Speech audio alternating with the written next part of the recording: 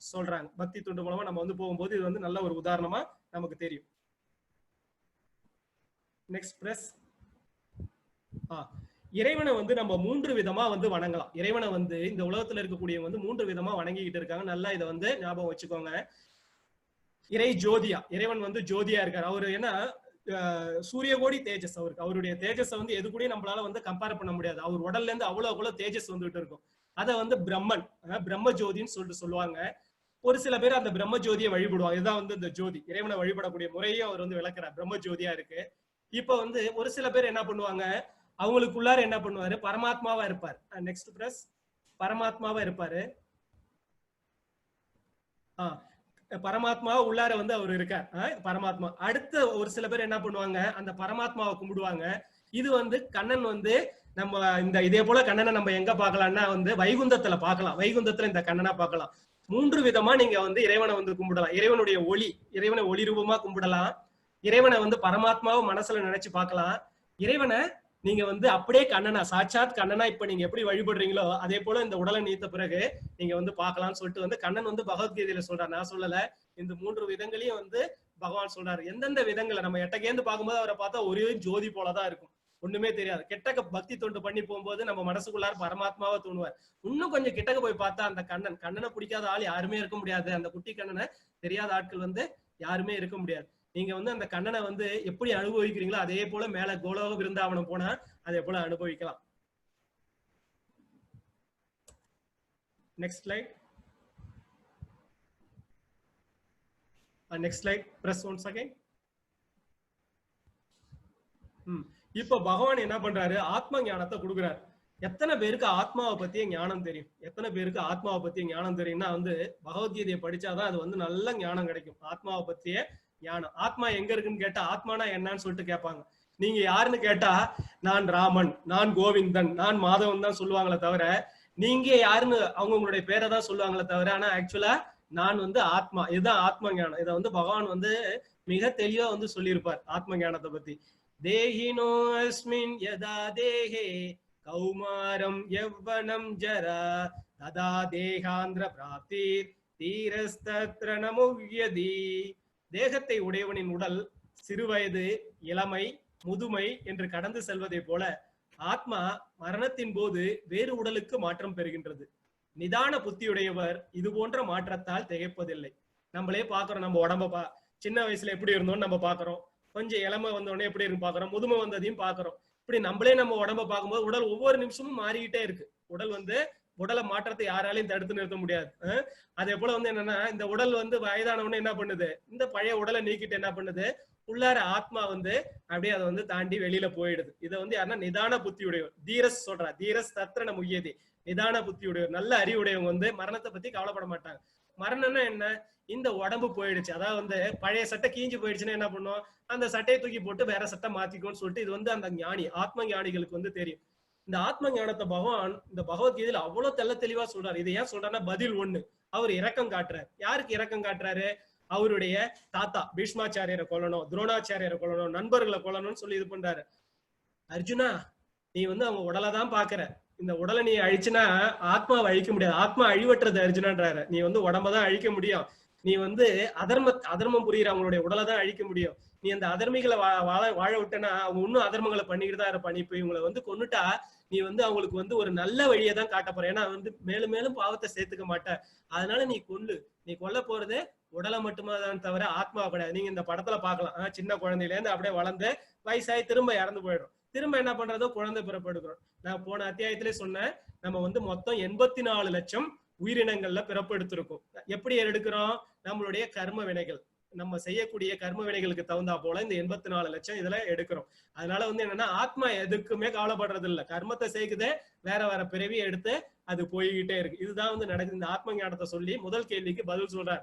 நீ கொல்ல போறது உங்க தாத்தாவையோ உங்க பெரியப்பாவையோ உங்க சித்தப்பாவையோ உன்னுடைய குருவே கிடையாது அர்ஜுனா, அவங்களோட உடலை தான். ஏன்னா நீ அதர்மம் பண்றாங்க, நீ ஒரு சத்திரியன், சத்திரியனோட கடமை என்ன அர்ஜுனா, அதர்மத்தை அழிக்கணும், தர்மத்தை நிலைநாட்டணும். நீ அதர்மிகளை வந்து உன்னுடைய நண்பனாகவும் உறவினராகவும் பார்த்து அதர்மத்தை வளர விட்டா என்ன ஆகும், நாடு வந்து கெட்டு போயிடும். நீ இந்த அதனால வந்து இந்த இதை வந்து நீ இது பண்ணணும்னு சொல்லிட்டு சொல்ற. ஆத்ம ஞானத்தை வந்து ரொம்ப சொல்றாரு. இந்த ஆத்மா எங்க இருக்குன்னு பாத்தீங்கன்னா எல்லாருடைய இதயத்திலயும் வந்து இந்த ஆத்மா வந்து குடிகொண்டு இருக்கு, இந்த ஆத்மா இருக்கு. இந்த ஆத்மா கூட ஒன்னொன்னு இருக்கு, அதை பத்தி பின்னாடி வரக்கூடிய பதிவுகள்ல வந்து உங்களுக்கு சொல்றேன். இப்ப ஆத்ம ஞானத்தை கொடுத்தாச்சு. ஆத்மா வந்து எல்லாருக்குள்ளாரையும் ஆத்மா இருக்கு. நீங்க யாருன்னு கேட்டா இனிமேட்டு என்ன சொல்லணும்? நான் ஆத்மா. சரிங்களா? ஆத்மா என்னை அழிக்க முடியாது. என்னை அழிக்க முடியாதுன்னா என்ன? என் தேகம் தான் அழிஞ்சு போகுமே தவிர என்னுடைய ஆத்மா அழியாது. என்னுடைய கர்ம வினைகளுக்கு தகுந்த போல அடுத்தடுத்த பிறவியை வந்து அது எடுத்து போய்கிட்டே இருக்கும். இப்படிதான் வந்து பல பிறவிகளை எடுத்து போயிட்டு இருக்கும். இதுல இருந்து எப்படி தப்பிக்கிறதுக்கு வழி சொல்றாரு பகவான். வந்து இந்த உடம்பை எடுத்துட்ட கர்மத்தால வந்துட்ட, நீ இந்த கர்மத்துல இருந்து எப்படி வெளியில போறதுக்கு வந்து பதில் சொல்றாரு பகவத்கீதையில வந்து சொல்றாரு. ஆத்ம ஞானம்ன்றது ரொம்ப சிறந்த ஞானம். Shall we go for poll? Can just press the poll. Poll. Can you just do the poll, Anirudh Prabhu? இப்போ உங்களுக்கு முன்னாடி ஒரு கேள்வி இருக்கு. இந்த கேள்விக்கு வந்து ஆன்சர் பண்ணுங்க. How many chapters are there in Bhagavad Gita? பகவத்கீதையில் எத்தனை அத்தியாயங்கள் உள்ளன? இதை நான் முதல் நாளே சொன்னேன். எத்தனை பேர் வந்து ஞாபகம் வச்சிருக்கீங்கன்றது பாக்குறதுக்காக இந்த கேள்வி வந்து உங்களுக்கு கொடுத்துருக்கோம். ஒரு நிமிட நேரம், இந்த ஒரு நிமிட நேரத்துக்குள்ளார யோசிச்சு பதில் சொல்லுங்க.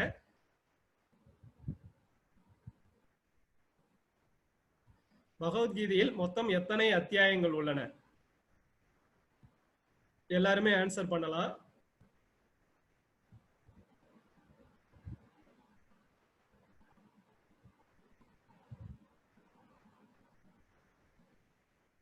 எல்லாருமே பண்ண நல்லா இருக்கும். நானும் வந்து உங்களுக்கு வந்து விடை கொடுப்பேன், நீங்களும் தெரிஞ்சுக்கலாம்.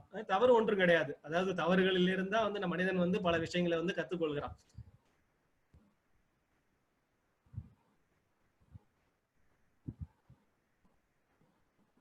Okay, stop polling, end polling. Hare Krishna, Anirudh Prabhu, end polling. Show the results. 93 விழுக்காடுகள் வந்து சரியா சொல்லிருக்கீங்க. மொத்தம் வந்து 18 அத்தியாயங்கள் இருக்கு. இப்போ வந்து நம்ம 2வது அத்தியாயத்துல இருக்கோம். Anirudh Prabhu, go to the next poll.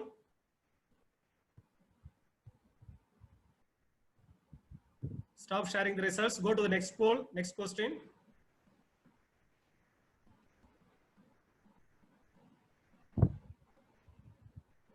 Hare Krishna Prabhu, Anirudh Prabhu. Stop sharing the results. Go to the next question.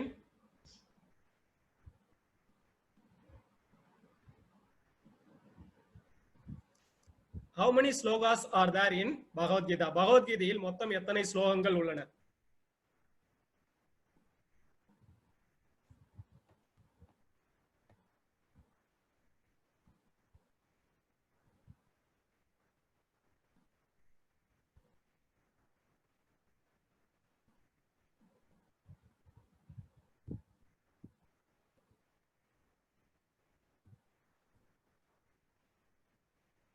எல்லாருமே ஆன்சர் பண்ணலாம். இது என்னுடைய தாழ்மையான வேண்டுகோள். எல்லாருமே ட்ரை பண்ணுங்க. இது வந்து உங்களுக்கு எல்லாமே ஒரு நல்ல ஒரு அனுபவமா இருக்கும். எல்லாருக்குமே எல்லாம் தெரிஞ்சிருக்குன்றது கிடையாது. ஒவ்வொரு நாளும் ஒவ்வொரு விஷயங்களும் நம்ம தெரிஞ்சுக்கலாம். இன்னைக்கு பகவத்கீதையை பத்திய விஷயங்களை தெரிஞ்சுக்கிறீங்க. இதுதான் வந்து ரொம்ப முக்கியமான ஞானம். ஒவ்வொரு மனிதனும் தெரிந்து கொள்ள வேண்டிய ஞானம். உடம்பை பத்திய ஞானம் தான் இருக்கு. உடம்பை பத்திய ஞானம் கூட கிடையாது. உடம்புல எத்தனை விதமான உடல் இருக்குன்னு கூட தெரியாது நமக்கு. அதே போல ஆத்மா எங்க இருக்கு, அதே போல விஷயங்கள் தெரிஞ்சுக்கணும். Okay, how many slokas are there in பகவத்கீதாவுக்கு 82% சரியான விடை சொல்லியிருக்கீங்க. 700 ஸ்லோகாஸ், 700 ஸ்லோகங்கள் வந்து உள்ளது. Very good. நம்ம இப்ப அடுத்த இதுக்கு போலாம். இப்ப ஆத்ம ஞானத்தை வந்து கொடுத்துக்கிட்டு இருக்கார். ஆத்மானா என்ன அர்ஜுனா? அப்ப பதில் ஒண்ணு கொடுத்துக்கிட்டு இருக்கார். நயனம் சிந்தந்தி சாஸ்திராணி நயனம் தகதி பாவக நச்சைனம் கிளேதயந்தயாபோ நசோஷ்யதி மாருத.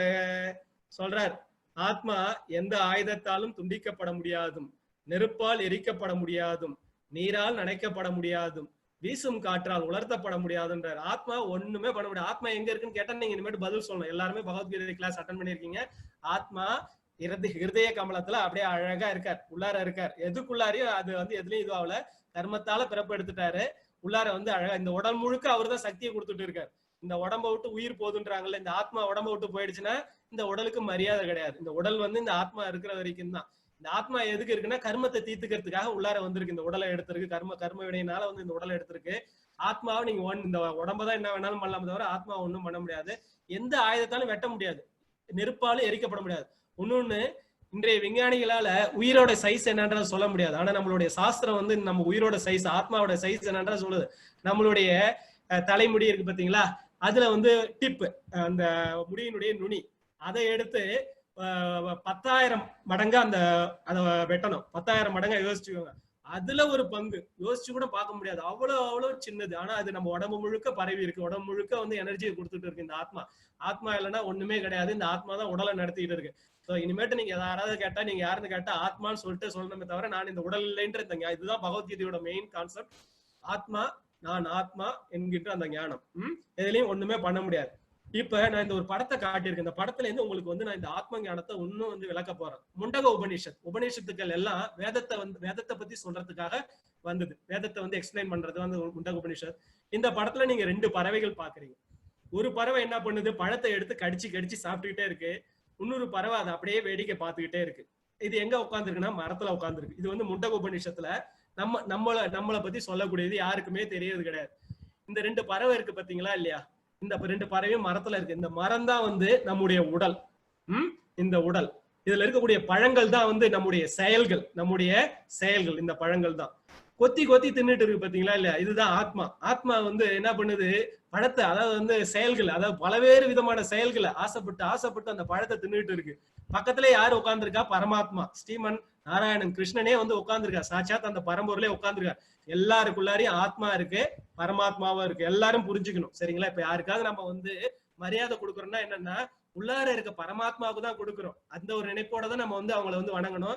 அதனால எந்த ஒரு உயிருக்கும் கெடுதல் செய்யக்கூடாது. இது பகவத்கீதையில எல்லாமே எந்த ஒரு உயிருக்கும் தீங்கு செய்யக்கூடாது. எல்லா உயிர்களையும் மதித்து நடக்கணும். எல்லா புழு பூச்சி எல்லாத்துலயும் இருக்காரு, பரந்தாம இருக்காரு. என்ன எதுக்காக அவர் உட்கார்ந்து இருக்காருன்னு பாத்தீங்கன்னா, இது வந்து பழத்தை சாப்பிட்டுக்கிட்டே இருக்கு. என்னைக்காவது ஒரு நாள் இந்த பறவை ஃப்ரெண்டு, 2 பேருமே ஃப்ரெண்டு, அதாவது நண்பர்கள், என்ன திரும்பி பார்க்காதான்னு பாக்குறாரு. நம்ம என்ன பண்றோம், இந்த உலக ஆசைகள் ஆசைப்பட்டு என்ன பண்றோம், பழத்தை தின்றதுல, உலக விஷயங்கள்ல ஈடுபட்டுக்கிட்டு இருக்கோம். பகவான் நம்ம கூடயே உட்கார்ந்துருக்காரு. நம்ம கூடயே உட்கார்ந்து என்னைக்காவது ஒரு நாள் நம்மள திரும்பி பார்க்க மாட்டானா, அந்த ஒரு ஆசையோட உட்கார்ந்துருக்காரு. அப்புறம் என்ன பண்ணுது, அந்த பழத்தெல்லாம் சாப்பிட்டு முடிச்சு என்ன பண்ணுது, நல்லதோ கெட்டது அனுபவிக்குது. அதிகமா சாப்பிட்டா பிரச்சனை ஆகுது, கம்மியா சாப்பிட்டா அது ஒண்ணுமே முடியாம போகுது. இப்படி வந்து இதோட வாழ்க்கை போயிட்டு இருக்கு. இந்த மரத்துல இருக்க பழம் காலியானோன்னு என்ன பண்ணுது, மரம் பட்டு போகுது. அப்படிதான் இந்த உடல் வந்து அழிஞ்சு போயிடுது. அப்புறம் என்ன பண்றாரு, பரமாத்மா இன்னொரு உடலை ரெடி பண்ணி கொடுக்குறாரு. பரமாத்மா என்ன பண்றாரு, பக்கத்துல உட்கார்ந்து இருக்காரு. இதே போல பல்வேறு விதமான பிறவிகள், பல்வேறு விதமான உடல்களை எடுத்து வர. ஆனா பரமாத்மா பாருங்க, அந்த ஸ்ரீமன் நாராயண கிருஷ்ணன் வந்து எவ்வளவு வந்து ரொம்ப நம்ம மேல வாஞ்சியோட இருக்காரு பாருங்க. வேற எந்த தேவ தேவியர்களும் நம்ம உடம்புக்குள்ளார வந்து உட்காரமா. நம்மளே ஒரு நாள் குளிக்கலனா கூட நம்மளால நம்ம உடல் நாற்றத்தை தாங்க முடியாது. இந்த உடலுக்குள்ளார ரத்தம் இருக்கு, மஜ்ஜை இருக்கு, மாமிசம் இருக்கு, மலம் இருக்கு, மூத்திரம் இருக்கு. இது எல்லாத்தையும் தாங்கிட்டு கிருஷ்ணர் உள்ளார உட்கார்ந்து இருக்காருன்னா, அப்ப அவருடைய கருணை என்னன்னு சொல்றது, ஹே கிருஷ்ணா கருணா சிந்தோன்னு சொல்லிட்டு சொல்லுவாங்க. அவருடைய கருணைக்கு ஈடு இணையே கிடையாது. எத்தனை தாய்களுடைய கருணை, ஏன்னா உள்ளார உட்கார்ந்துருக்காரு. எதுக்காக உட்கார்ந்துருக்காரு, தன்னோட குழந்தை, தன்னோட புள்ள அழைச்சிட்டு போனோம்னு உட்கார்ந்து. ஆனா நம்ம என்ன பண்றோம், பல பிறவிகள் எடுத்து என்ன பண்றோம், பழத்தை சாப்பிடுற போல நம்ம வந்து ஆசைகளை நிறைவேற்றிக்கிட்டு பாவத்தையும் புண்ணியத்தையும் சேர்த்துக்கிட்டு அடுத்தடுத்த பிறவி எடுத்துக்கிட்டு இருக்கோம். நீங்க எல்லாருமே இப்ப வந்து என்னன்னா, நல்ல வந்து அருமையான ஆன்மீக தளத்துக்கு வந்திருக்கீங்க, பகவத்கீதையை படிக்கிறீங்க. என்ன பண்ணணும், நம்ம வந்து உள்ளார இருக்கக்கூடிய அந்த பரமாத்மா உணரக்கூடிய அந்த ஒரு தன்மையை ஏற்படணும். பரமாத்மா நமக்காக வெயிட் பண்ணிட்டு இருக்காரு, நம்மள மேல வைகுண்டத்துக்கு வந்து அழைச்சிட்டு போறதுக்காக இருக்கான்ற அந்த ஒரு மனநிலையை நீங்க புரிஞ்சுணுன்றதுக்காக தான் இந்த படத்தை போட்டேன். இப்ப ஆத்மா, பரமாத்மா மற்றும் நம்முடைய உடலை பற்றி தெரிஞ்சுக்கிட்டீங்க. இப்ப உடலை பற்றிய ஞானத்தையும் உங்களுக்கு நான் சொல்றேன். இதுமே வந்து பகவான் வந்து சொல்லியிருக்கார். இந்த உடல் வந்து எத்தனை வகைப்பட்டதுன்றது சொல்றாரு. நம்ம உடல் இப்ப நம்ம வெளியில பாக்குறோம் பாத்தீங்களா, இது வந்து என்னன்னா ஸ்தூல உடல்னு சொல்லிட்டு சொல்லுவாங்க, அழிஞ்சு போகக்கூடிய உடல். அடுத்தது இந்த உடலுக்குள்ளார இன்னொரு உடல் இருக்கு, சூக்கும உடல்னு சொல்லிட்டு சொல்லுவாங்க. இந்த உடலை சூக்கும உடல், நீங்க நிறைய படங்கள்ல பாத்திருப்பீங்க. இறந்ததுக்கு அப்புறம் என்னன்னா அப்படியே ஒரு ஆவியா வெளியில கிளம்பி போகும்னு சொல்லிட்டு அப்படியே ஆவியா காட்டுவாங்க. அது வந்து சூக்கும உடல்னு சொல்லிட்டு சொல்லுவாங்க. அந்த சூக்கும உடலுக்குள்ளாரதான் ஆத்மா இருக்கு. நமக்கு உள்ளார வந்து ஒரு கவரிங் போல இருக்கு. இப்ப வந்து என்னன்னா, இந்த உடலை விட்ட பிறகு என்ன ஆகும், இந்த சூக்கும உடல் என்ன பண்ணும், அப்படியே வந்து பாடியை விட்டு அப்படியே வெளியில போகும். பாவமோ புண்ணியமோ பண்ணிருந்தா என்ன பண்ணும், அதுக்கு தகுந்த போல உடலை யார் அரேஞ்ச் பண்ணி கொடுக்குறா, பரமாத்மா அரேஞ்ச் பண்ணி கொடுக்குறாரு. ஏன்னா அவரோட புள்ளிங்க, நம்ம வந்து அவருடைய இது எல்லா இதுலயும் கொடுக்கப்பட்டிருக்கு. நம்ம எல்லாருமே அவர் தான் வந்து எல்லாருக்கும் விதை கொடுக்கக்கூடிய தந்தையை விட்டுருவாரு அவ்வளவு சீக்கிரமா. அதனால என்ன பண்றாரு, அவங்களுடைய ஆசையை நிறைவேற்றுறதுக்காக இன்னொரு உடலை அரேஞ்ச் பண்ணி கொடுக்குறாரு. சோ இப்படியேதான் வந்து நம்மளுடைய வாழ்க்கை போயிட்டு இருக்கு. ஸ்தூல உடலை விட்ட பிறகு சூக்கும உடல், திரும்ப ஒரு உடலை எடுக்கணும். இப்படியே நம்மளுடைய வாழ்க்கை போயிட்டு இருக்கு. அதனால அர்ஜுனா, நீ என்ன பண்ற, இப்ப பதில் ஒன்னேதான் சொல்றாரு, உடலை தான் நீ அழிக்கிறிய தவிர நீ வந்து ஆத்மாவை அழிக்க முடியாதுன்னு சொல்ற. Next slide.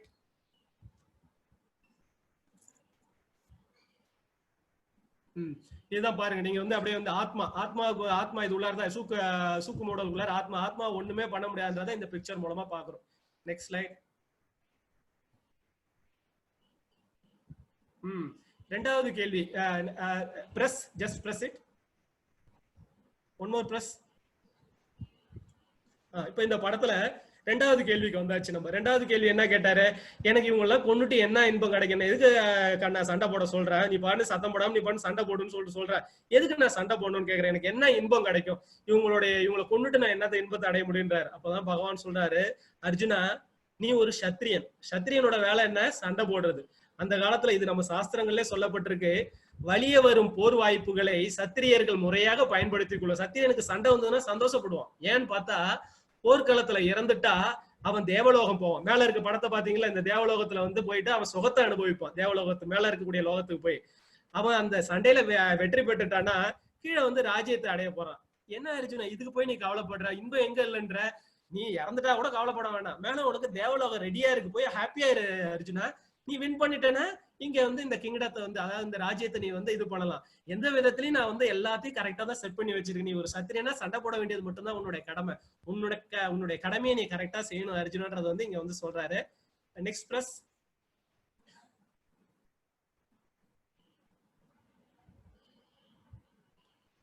அததான் இப்ப இந்த ஸ்லோகம் மூலமா இது பண்றாங்க. அதோவா பிராப்ஷ்யசி ஸ்வர்கம் ஜீத்வா வா போக்ஷ்யசி மகிம் அஸ்மாதுத்திஷ்ட கௌந்தேய யுத்தாய கிருத நிச்சயः.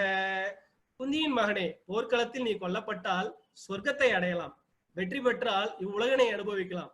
எனவே உறுதியுடன் எழுந்து போர் புரிவாயாக. அப்படியே வந்து அவர் வந்து அர்ஜுனனுக்கு வந்து தட்டி கொடுக்குறாரு, அர்ஜுனா எழுந்திரி. அவர் வந்து எல்லா வாய்ப்பு கண்ணை வந்து சொல்றாரு, எல்லா வாய்ப்புகளையும் காட்டுறாரு. நீ வந்து ஆத்மாதான் கொல்ல போற, உடலை தான் கொல்ல போற, ஆத்மாவை கொல்ல முடியாது.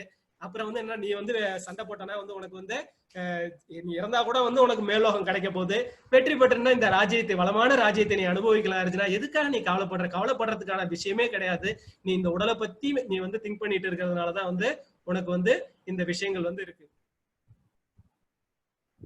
Next slide.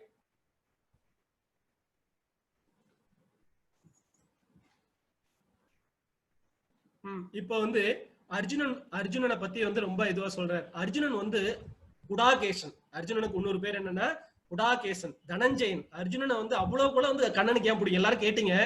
அதாவது வந்து தூக்கத்தை வென்றவன், அறியாமை என்கின்ற இருளை வென்றவன். ஆனா அவருடைய மாயையில மாட்டினவங்க எவ்வளவு பெரிய ஆளா இருந்தாலும் வந்து மாட்டிக்க வேண்டியதுதான். அப்படி லைட்டா ஒரு மாயையில சிக்க வச்சு பகவத்கீதையை சொல்றாரு. குடாகேசன் சொல்லிட்டு அவருக்கு பேரு. அந்த அர்ஜுனன் ரொம்ப அவரை பார்த்தா எதிரிகள்லாம் நடுங்குவாங்க. துரியோதனாதிகள்லாம் வந்து அர்ஜுனன் தான் வந்து ஒரு கீ பிளேயர் போல, அவரை பார்த்தா பயப்படுவாங்க. நீ இன்னைக்கு இந்த சண்டை காலத்தை விட்டுட்டு, அர்ஜுனன் வந்து முதல் அத்தியாயத்துல சொல்றான், கண்ணா என்னால இவங்க எல்லாம் கொல்ல முடியாது, நான் போய் எங்க பிச்சை எடுத்து கூட போயிச்சுக்கிறேன்றாரு. அந்த அளவுக்கு ஆயிடுச்சு. உறவினர்கள் மேல உள்ள பாசம், நண்பர் மேல உள்ள பாசம், நான் பிச்சை எடுத்து கூட போயிச்சுக்கிறேன்றாரு. கண்ணன் சொல்றாரு, என்ன அர்ஜுனா இதே போல வந்து உனக்கு எங்க இருந்து வந்து இதே போல தோஷம்லாம்னு சொல்லிட்டு சொல்ற, நீ இப்ப வந்து இந்த சண்டை காலத்தை விட்டு ஓடி போயிட்டா உன்னை பத்தி என்ன சொல்லுவாங்க. அதாவது வந்து என்ன, அர்ஜுனனுக்கு சண்டை போட தெரியல, ரொம்ப அநியாயமா உன்னை பேசுவாங்க, ரொம்ப அநியாயமா. அதாவது வந்து என்னன்னா உன்னை பயங்கரமா நிந்திப்பாங்க. அதுக்கு நீ வந்து சண்டை போட்டு இறந்து போலான்றாரு, நீ செத்து கூட போலாம் அர்ஜுனா. அதாவது இன்னொரு விஷயம் சொல்றாரு இங்க கண்ணன், மரணத்தை விட மோசமானது உன்னை பத்தி அவங்க சொல்லுவாங்க, நிந்திக்கிறது. ஒருத்தவங்களை வந்து நம்ம அவமானப்படுத்துறதுன்றது மரணத்தை விட மோசமானதுன்றது பகவான் வந்து சொல்றாரு. அதனால யாரையும் அவமானப்படுத்த கூடாது, ஏன்னா மரணத்தை விட மோசமானது. அதனால நீ இந்த அவமானத்தை அடையறதை விட நீ வந்து சண்டை போட்டு நீ வந்து இறந்து போலாம் அர்ஜுனான்றதுதான் இந்த இதை வந்து சொல்றாரு. இது வந்து இதே பதில் 2, ஏன் சண்டை போடணும் ஏன்றது வந்து அந்த இது பண்ற.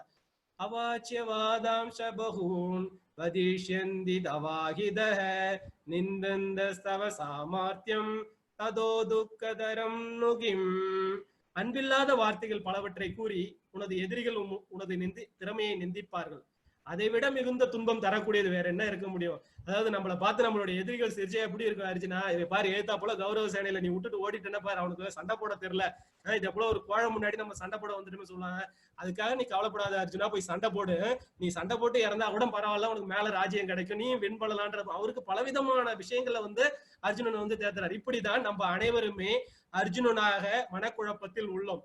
நம்மளுடைய மனக்குழப்பம் எப்ப தீரும்னு பார்த்தா அந்த பரந்தாமன் கிட்ட வந்து சரணாகதி அடையணும். அவர் சரணாகதி அடையாத வரைக்கும் சொல்லவே இல்லை, அமைதியா இருக்கார். பரமாத்மாவை எல்லாருடைய ஹிருதய கமலத்துல அப்படியே அமைதியா வெயிட் பண்ணிட்டு இருக்காரு. நம்ம பரிபூர்ண நான் சொல்றது சரணாகதி கையை தூக்குறது மட்டும் கிடையாது, பரிபூர்ணமா எல்லாத்தையும் கண்ணா நீயே இதுன்னு சொல்லிட்டு திரௌபதியை வந்து இதுக்கு வந்து ஒரு உதாரணமா சொல்லலாம். நிறைந்த சபையில வந்து துரியோதனாதிகள் வந்து அவளை ரொம்ப அசிங்கப்படுத்துறாங்க, மானபங்கம் படுத்துறாங்க. அப்ப அவ என்ன பண்றா, தன்னுடைய மானத்தை மறைச்சுக்கிறத கையை வச்சு மூடி மறைக்கிறாங்க. அது வரைக்கும் வந்து கண்ணா கண்ணான்னு கூப்பிடுறாங்க, அதுவும் சரணாகதி தான், கண்ணனை கூப்பிடுறாங்க. அந்த கையை எடுத்ததுக்கு அப்புறம் தான் கையை எடுத்துட்டு அப்படியே கையை ரெண்டுத்தையும் மேல தூக்குறாங்க. தூக்குன உடனே அப்படியே புடவையா கொட்டுது. பரிபூர்ண சரணாகதி, நான் ஒண்ணும் கிடையாது, அனைத்தும் நீதான் கண்ணான்ற அதுதான் வந்து பரிபூர்ண அந்த சரணாகதியை வந்து அர்ஜுனன் அடைஞ்சான். இப்ப எல்லாமே வந்து பகவான் சொல்லிட்டு இருக்கார். Next slide. Press one more. Press.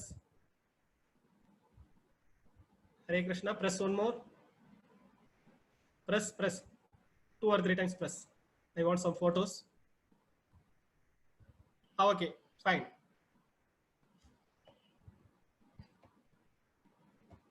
இதுல நிறைய படங்களை பாக்குறீங்க நீங்க. இதுல இருந்து நிறைய கதைகள் வந்து நம்ம சொல்லலாம்.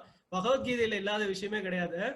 நேஹா விக்ரம நாசோஸ்தி பிரத்யாவாயோ நபீத்யதே ஸ்வல்பம் அப்யஸ்ய தர்மஸ்ய ராயதே மகதோ பயாத். இம்முயற்சியில் குறைவோ இழப்போ இல்லை, இவ்வழியில் சிறந்த முன்னேற்றம் மிக பயங்கரமான பயத்திலிருந்து ஒருவனை காக்கும். இது மூணாவது இது என்ன, பாவம் வந்து சேரும்னு சொல்லிட்டு சொல்றாரு. இதோட ரெண்டாவது பார்த்தாச்சு. ரெண்டாவது வந்து அதாவது இன்பமின்மை. இப்ப மூணாவது வந்து பாவ செயல் வந்து என்ன வந்து அடையும் சொல்லிட்டு இது பண்ற. அதுக்குதான் அவர் இந்த பதில கொடுக்குறாரு, முயற்சியில் குறைவோ இழப்போ இல்லை. 2 படங்கள் கொடுத்திருக்காங்க.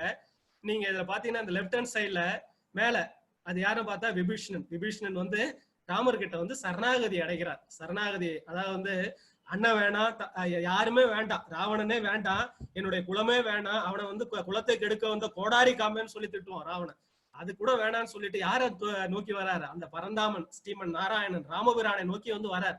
வந்து சரணாகதி அடைகிறார். சரணாகதி அடைஞ்சதுக்கு அப்புறம் அவனுக்கு கிடைக்கக்கூடிய விஷயங்களை அவரை ராஜ்ய பட்டாபிஷேகம் அங்கேயே பண்ணி வைக்கிற. ராஜாவே ஆகல, அதுக்கு முன்னாடி ராஜ்ய பட்டாபிஷேகம் பண்ணி வச்சிருக்காரு. ஏன்னா பரந்தாமன் நினைச்சா என்ன வேணாலும் பண்ணல. சரணாகதிக்கு வந்து ஒரு சிறந்த ஒரு எடுத்துக்காட்டு விபீஷ்ண சரணாகதி சொல்லுவாங்க. ஒரு சின்னதா நம்ம பகவானுக்கு ஒரு சரணாகதி பண்ணா கூட போதும், அவன் வந்து அதை வந்து ஒரு மலையளவுக்கு கடுகளவு செஞ்சா கூட போதும், அதை வந்து ஒரு மலையளவுக்கு ஆக்கி நமக்கு வந்து நல்லது பண்றதுக்கு பகவான் செஞ்சு காத்துக்கிட்டு இருக்கார். அதுதான் இம்முயற்சியில் குறைவோ இழப்போ இல்லை அர்ஜுனா, இவ்வழியில் சிறந்த முன்னேற்றம் மிக பயங்கரமான பயத்திலிருந்து ஒருவனை. நம்ம வந்து ஒரு சின்னதா ஒரு பக்தி தொண்டு பண்ணா கூட போதும், அவனை வந்து நிறைய பயத்துல இருந்து பாதுகாக்கும், நிறைய விஷயங்கள்ல இருந்து நம்மளை பல பேர் தெரியாது.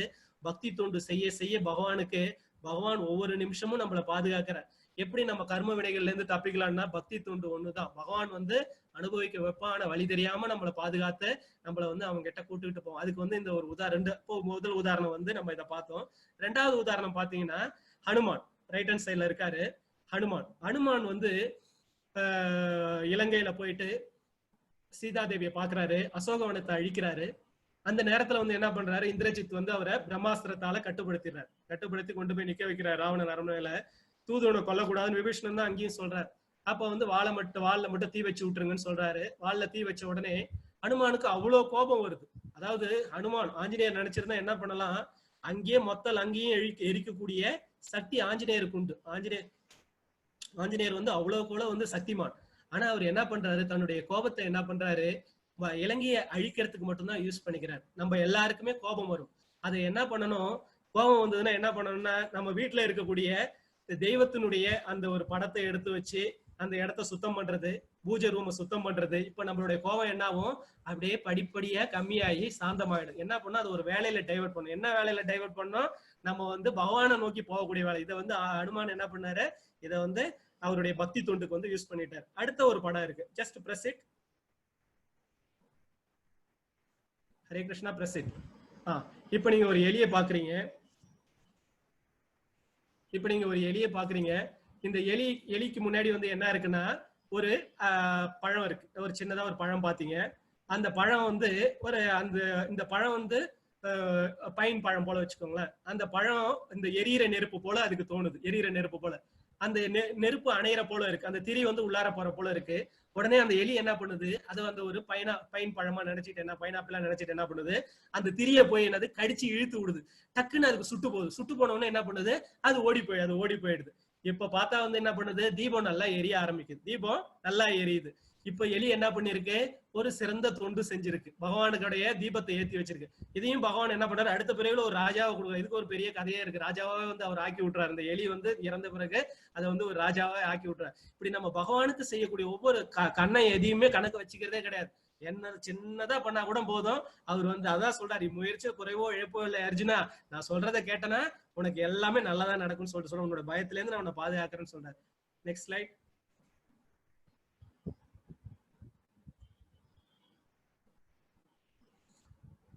இது ரொம்ப முக்கியமான ஒரு ஸ்லோகம் பகவத்கீதையில, எல்லாரும் தெரிஞ்சுக்க வேண்டிய ஒரு விஷயம். கர்மண்யவாதிகாராஸ்தே மாபலேஷு கதாசன மா கர்ம பலஹேதுர் பூர்மாதே சங்கோஸ்மகர்மணி. உனக்கு விதிக்கப்பட்ட கடமையை செய்ய மட்டுமே உனக்கு அதிகாரம் உண்டு. ஆனால் செயல்களின் பலன்களில் உனக்கு அதிகாரம் இல்லை. உனது செயல்களின் விளைவுகளுக்கு உன்னே காரணமாக ஒருபோதும் எண்ணாதே. கடமையை செய்யாமல் இருக்க ஒருபோதும் பற்றுதல் கொள்ளாதேன்றார். ரொம்ப ரொம்ப இம்பார்ட்டன்டானது. எல்லாருமே வாழ்க்கையில இதை அனுபவிப்போம். உனக்கு விதிக்கப்பட்ட கடமையை செய்ய மட்டுமே உனக்கு அதிகாரம் உண்டு. அர்ஜுனன் யாரு? சத்திரியன். சத்திரியனோட கடமை என்ன? சண்டை போடுறது. அதை அவர் செய்ய மாட்டேன்றாரு. ஏன் செய்ய மாட்டேன்றாரு?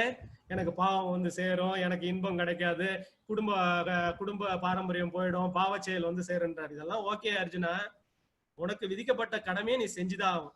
அப்படி நீ கடமையை வந்து, ஆனால் செயல்களின் பலன்களில் உனக்கு அதிகாரம் இல்லை. நம்ம எல்லாரும் என்ன பண்ணுவோம், கடமையை செய்யும் போது இது கிடைக்குமா அது கிடைக்காதான்றதுதான் வந்து எல்லாரும் இது பண்ணும். பகவான் இங்க ரொம்ப தெளிவா சொல்றாரு, you are entitled to do your duty. ஆங்கிலத்திலே சொல்வார்கள், உங்களுக்கு விதிக்க do your duty, don't expect the fruits.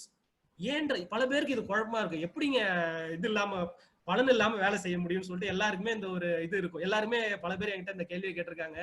பலனை எதிர்பார்க்கும் போது என்ன ஆகும்னா, பாவமோ புண்ணியமோ ஒரு எந்த ஒரு செயலை செய்தாலும் விளைவு இருக்கும். இந்த பூலோகத்துல பிறந்தாச்சுன்னா எந்த ஒரு செயலை செஞ்சாலும் அதுக்கு வந்து விளைவு உண்டு. அது வந்து பாவமாவும் இருக்கும், புண்ணியமாவும் இருக்கும், இன்பமாவும் இருக்கும், துன்பமாவும் இருக்கும். இப்படி நல்லதாவும் இருக்கும், கெட்டதாவும் இருக்கும். இப்ப வந்து என்ன ஆகும், நம்ம வந்து எதிர்பார்த்து செய்யும் போது என்ன ஆகும், நம்மள வந்து அந்த பாவம் அடையும், இல்லைன்னா வந்து புண்ணியமும் வந்து நம்மள வந்து சேரும். பகவான் என்ன சொல்றாரு, எதையும் எதிர்பார்த்து செய்யாத அர்ஜுனா, கடமைக்காக போர் செய்வாங்க. உன்னுடைய கடமைக்காக நீ போர் செய். நீ சத்திரியன்ற அந்த கடமை. அப்ப யாருக்காக நீ போர் செய்ய போறாரு? யார் சொல்லிட்டு இருக்கார்? அந்த பரந்தாமனே சொல்லிட்டு இருக்கார். அப்ப நம்ம என்ன பண்ணணும், எல்லா கடமையும் பகவானுக்காக செய்யணும். அப்பதான் நம்ம வந்து பாவ புண்ணிய விளைவுகளில் இருந்து தப்பித்துக்க முடியும். பல பேருக்கு தெரியாது, கடமையை வந்து நம்மளுடைய சுயநலத்திற்காக செய்யும் போது என்ன பண்ணும், பாவ புண்ணிய விளைவுகள். இதுதான் வந்து ரொம்ப இம்பார்ட்டன்டான ஒரு ஸ்லோகா. எப்படி நம்ம இந்த கர்ம பந்தத்துல இருந்து ரிலீஸ் ஆகி வெளியில போறதுன்றத பகவான் நல்ல தெளிவா சொல்லியிருக்காரு. கடமையை செய்ய மட்டும்தான் உனக்கு அதிகாரம் இருக்கு, கடமையின் செயல்களில் பற்றுதல் கொள்ளாது. ஏன் இப்படி சொல்றான்றது பார்க்கணும். உனது செயல்களின் விளைவுகளுக்கு உன்னையே காரணமாக ஒருபோதும் எண்ணாது. நமக்கு ஒரு செயல் நடக்குதுன்னு வச்சுக்கோங்களேன், நாம மட்டும் காரணம் கிடையாது, அதுக்கு 5 பேர் காரணம்ன்றாரு. பின்னாடி வரக்கூடிய இதுல நான் சொல்றேன் யார் யாரு காரணம்ன்றது. நம்ம நினைச்சுப்போம், என்னாலதான் ஆயிடுச்சு, என்னாலதான் இது வெற்றி கிடைச்சது, என்னாலதான் தோத்து போனோம். கிடையவே கிடையாது. 5 பேர் காரணம் இருக்காங்க ஒரு செயல் நடக்கிறதுக்காக. இதை எல்லாரும் தெரிஞ்சுக்கணும். அதான் சொல்றாரு பகவான், உனது செயல்களின் விளைவுகளுக்கு உன்னையே காரணமாக ஒருபோதும் எண்ணாதே. கடமையை செய்யாமல் இருக்க ஒருபோதும் பற்றுதல் கொள்ளாது. அதுக்காக கடமையை செய்யாம இருக்கக்கூடாது, பாவம் வந்து சேருன்றாரு. உனக்குன்னு விதிக்கப்பட்ட கடமையை செய்யணும், இல்லைன்னா பாவம் ஒரு அர்ஜுனான்னு சொல்றாரு. இது ரொம்ப ரொம்ப முக்கியமான ஸ்லோகம். எப்படி நம்ம பகவானுக்காக செயல்படுறது, இது எல்லாருக்குமே இந்த கேள்வி இருக்கு, பகவானுக்காக எப்படி செயல்படுறதுன்னு. இதை பற்றி நான் வந்து பின்னாடி வரக்கூடிய ஸ்லோகங்கள்ல வந்து உங்களுக்கு இன்னும் நான் தெளிவா சொல்லிக் கொடுக்குறேன். Next slide.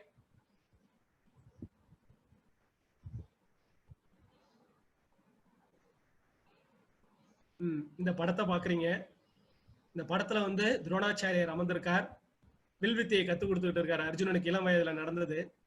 இந்த கதை ஒரு சில பேருக்கு தெரிஞ்சிருக்கும், தெரியாதவங்க சொல்றேன். இது டெஸ்டிங் பண்றாரு. கௌரவர்களுக்கு எப்பயுமே வந்து பாண்டவர்கள் மேல ஒரு இது இருக்கும். பீஷ்மர் கிட்ட போய் முறையிடுறாங்க. பீஷ்மர் வந்து துரோணாச்சாரியர்கிட்ட கேட்கிறாரு, டெஸ்ட் பண்ணி பாக்குறேன்னு சொல்லிட்டு அந்த டெஸ்டிங் வைக்கிறாரு. ஒரு மரம் இருக்கு, அந்த மரத்துல வந்து ஒரு கிளியை செஞ்சு வைக்கிறாரு. செஞ்சு வச்சுட்டு எல்லாரையும் கூப்பிடுறாரு. ஒருத்தவங்க சொல்றாங்க, எனக்கு கிளை தெரியுது, மரம் தெரியுது, மரத்துக்கு மேல இருக்க மேகம் தெரியுதுன்றாங்க. எல்லாரையும் அம்ப விட வேணாம்னு சொல்லிட்டு சொல்லிடுறாரு. இங்க வந்து என்னன்னா அர்ஜுனனை கூப்பிடுறாரு. அர்ஜுனா என்ன தெரியுதுன்றாரு. எனக்கு அந்த கிளியினுடைய கண்ணு மட்டும் தான் தெரியும். விடு அம்பன்றார், விட்ட வேணா அந்த கண்ணு வந்து அப்படியே வந்து போயிட்டு அதை தொலைச்சிட்டு போகும். இதுதான் வந்து ஸ்தித புத்தி, ஸ்திரமான புத்தி. இதுதான் வந்து பதில் 5. அதாவது பதில் 5 என்ன? இருமனம்னா என்ன? குழம்பிய நிலை இருக்கக்கூடாது. ஸ்திரமான புத்தி வேணும்னு சொல்றாங்க. எப்படி ஸ்டடி மைண்ட் கிடைக்குது? பல பேருக்கு இந்த பிரச்சனை இருக்கும். ஸ்டடி மைண்ட் எப்படி? மேக்சிமம் எல்லாருமே அன்ஸ்டடி மைண்ட்ல தான் இருப்போம். எப்படி ஸ்டடி மைண்ட் அடைகிறதுன்றதையும் பகவான் வந்து தீர்க்கமான மனம் எப்படி கிடைக்கின்றதையும் சொல்றாரு. வியவஸ்யாத்மிகா புத்தி ஏஹேக குருநந்தன பகுஷாஹாயானந்தாஷ் சபுத்யோ அவ்யசாயினம். இவ்வழியில் உள்ளோர் தங்களது குறிக்கோளில் திடமான உறுதியுடன் இருப்பர். இவர்களது லட்சியம் ஒன்றே. குருவம்சத்தின் செல்வனே, உறுதியற்றவரது அறிவோ பல கிளைகளை கொண்டது. குறிக்கோள் ஒண்ணுதான் இருக்கணும். அதாவது வந்து இன்னைக்கு ஏன் நம்மளால வந்து இவ்வளவு மன தெளிவு இல்லாம இருக்கும்னா, பலவிதமான குறிக்கோள்களை வச்சிருக்கோம். அதனால என்னன்னா வெற்றி கிடைக்க மாட்டேங்குது, மன நிம்மதி இல்லாம இருக்கும். குறிக்கோள் ஒண்ணுதான் வச்சுக்கணும். அந்த குறிக்கோள் ஒண்ணு பகவானை வச்சுட்டு சென்டரா வச்சுட்டு நீங்க செஞ்சீங்கன்னா எல்லாமே நல்லா இருக்கும். ஆனா வந்து அறிவில்லாதவங்க வந்து பல கிளைகளை கொண்டதுன்னு சொல்லிட்டு பகவான் வந்து சொல்றாரு. Next slide.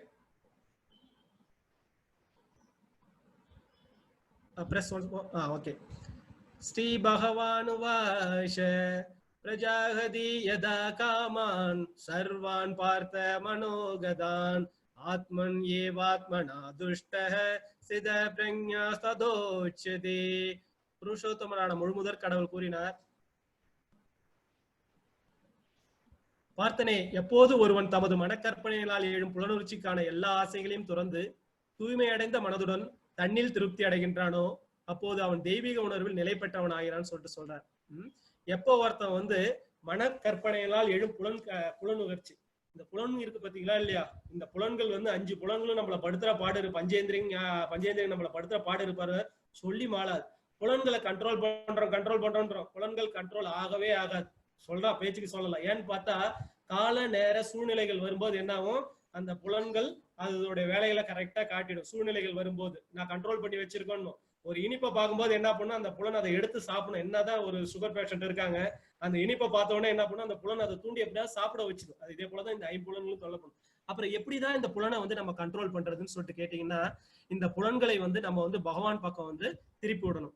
பகவானுக்கு ஒரு பேர் உண்டு, ரிஷிகேஷர். ரிஷிகேஷர்னா என்னன்னா புலன்களுக்கு அதிபதியின் பேர். நம்ம என்ன பண்ணணும், கண்கள் யாரை பார்க்கணும், பகவானுடைய விக்கிரகங்களை பார்க்கணும். காது என்ன பண்ணணும், பகவானை பத்திய நாமங்களை கேட்கணும். மூக்கு என்ன பண்ணணும், துளசி இலைய வந்து முகரணும். வாய் என்ன பண்ணணும், பிரசாதத்தை சாப்பிடணும். இப்படி உடல் என்ன பண்ணணும், கோயிலை நோக்கி போகணும். இப்படி 5 புலன்களையும் பரந்தாமனை நோக்கி செலுத்ததான் வந்து இந்த புலன்கள் கட்டுப்பாடாகும். இல்லைன்னா கண்ட்ரோல் ஆகாது. புலன் கண்ட்ரோல் ஆகும்னா என்னன்றது அடுத்தடுத்து வரக்கூடிய செயல்களை பார்க்கலாம். இப்ப இந்த படத்துல பாக்குறீங்க, உட்கார்ந்து இருக்கிறது பிரகலாத் மகாராஜ். பிரகலாதனை வந்து அவங்க அப்பா எவ்வளவு கொடுமைப்படுத்துறாரு. ஓம் ஹிரண்ய கசுபாய நமகன்னு சொல்லிட்டு சொல்லுவார். அவர் ஆனா ரொம்ப ஸ்டெடியா இருப்பார். எல்லாத்தையும் திறந்துட்டு என் உடம்பு போனா கூட பரவாயில்ல, நான் ஓம் நமோ நாராயணா தான் சொல்லுவேன்னு சொல்லிட்டு அவர் வந்து ரொம்ப ஸ்டெடியா, எத்தனை பேர் என்ன எல்லாத்தையும் வச்சு குத்துறாரு, அப்பயும் ஓம் நமோ நாராயண யானையை விட்டு கொல்ல பாக்குறாரு. அப்புறம் வந்து பிரஸ் நெக்ஸ்ட் ரைட் பிரஸ் நெருப்புல போடுறாரு. அப்பயும் வந்து அவர் வந்து இது பண்றாரு. இதுதான் வந்து புலன் முயற்சிகள்லாம் வந்து விட்டவனுடைய ஒரு இது. அப்பதான் நம்மளால தண்ணியில் நிலை பெற முடியும்னு சொல்லிட்டு பகவான் வந்து சொல்றாரு. Next slide.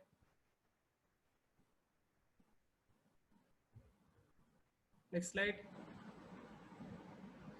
இதுக்கு ஒரு உதாரணமா பிரபுபாதரை சொல்றாங்க. பிரபுபாதர் வந்து தன்னுடைய வயதான ஒரு காலத்திலையும் ஸ்திரமா இருந்து ஆசைகளை புலன் ஆசைகளை துறந்து இந்த பக்தி இயக்கத்தை வளர்த்திருக்காரு. இது ஒரு உதாரணமா சொல்லியிருக்காங்க. Next slide.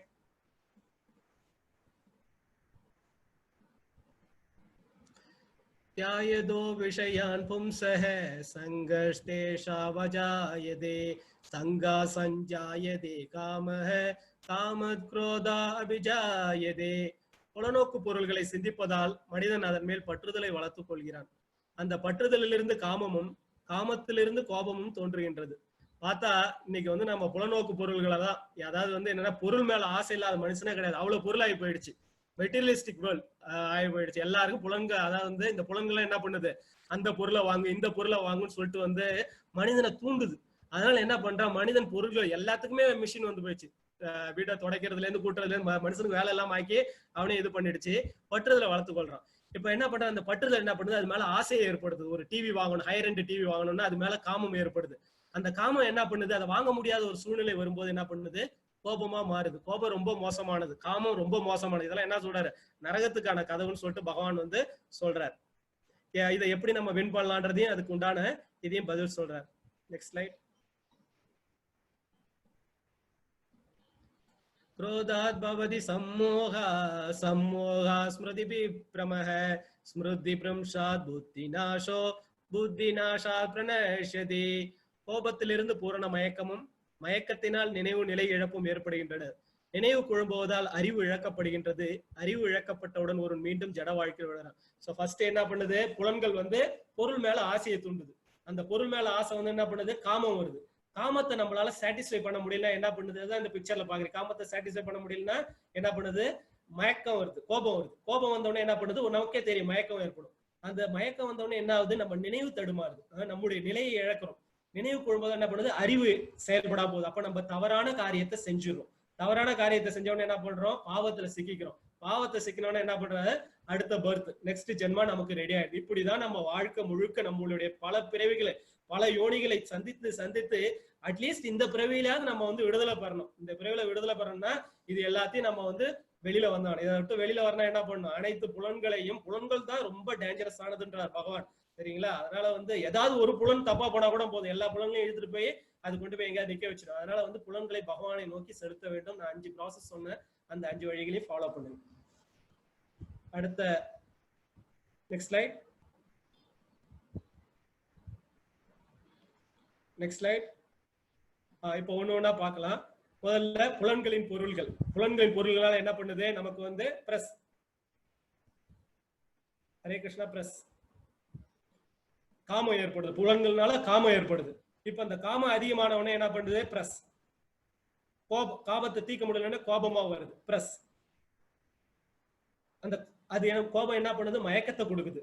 நெக்ஸ்ட் அது என்ன பண்ணுது, நினைவை வந்து குழம்ப வச்சிருது. நினைவு குழம்பின உடனே என்ன ஆகுதுன்னா வந்து அறிவு இழக்கப்படுறோம். இப்படிதான் வந்து நம்ம திரும்ப வந்து என்ன பண்றோம், ஜட வாழ்க்கையில விழுந்துடுறோம். இதுதான் வந்து ஒரு சைக்கிள்னு சொல்லிட்டு சொல்லுவோம். எப்படி நம்ம வந்து திரும்ப வந்து இந்த பிறப்பு எடுக்கிறோம்ன்றது வந்து ஒரு சைக்கிளா சொல்லியிருக்காங்க. Next slide. வீழ்ச்சி அடைஞ்சிடும். இந்த பிறப்புன்ற இந்த சைக்கிள்குள்ளார வந்து மாட்டிக்கிட்டு நம்ம அவசியம் அனுபவிச்சு இதுல இருந்து வெளியில போனா என்ன பண்ணணும், first of all we have to control our sense. நம்மளுடைய புலன்களை கண்ட்ரோல் பண்ண முடியாது, கேட்கவே கேட்காது. பகவான் மேல செலுத்தியே ஆகணும். செலுத்தினாதான் அது வந்து கண்ட்ரோலுக்கு வரும். Next slide. இப்போ வந்து பாத்தீங்கன்னா 2 அத்தியாயங்களையும் நம்ம வந்து கம்பேர் பண்றோம். அதாவது அர்ஜுனா எதற்காக வந்து சண்டை போட மாட்டேன்னு சொல்லிட்டு சொன்னார். அர்ஜுனா எதுக்காக சண்டை போட மாட்டேன்னு சொன்னாரு.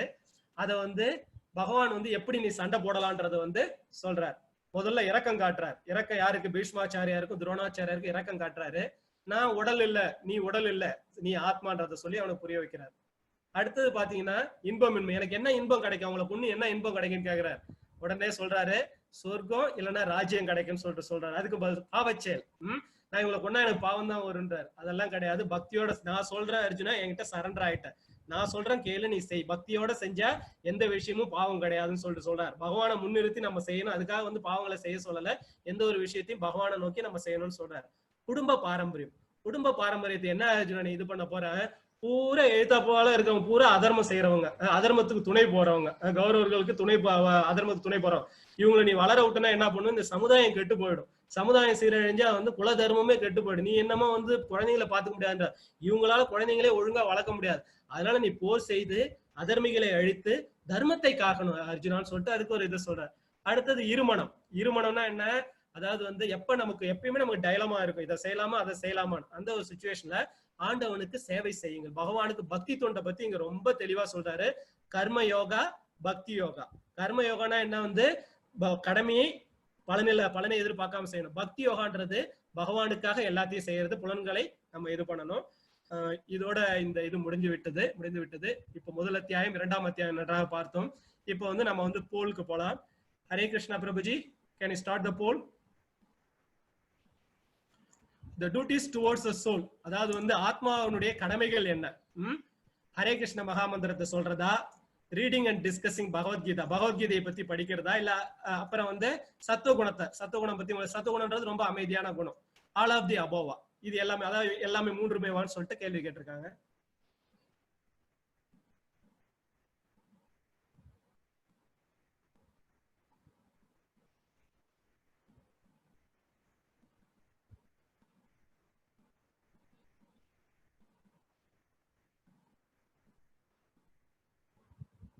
எல்லாருமே தயவு செய்து ஆன்சர் பண்ணுங்க, ஏன்னா இது எல்லாமே உங்களுக்கு ஒரு நல்ல ஒரு இதுவா இருக்கும்.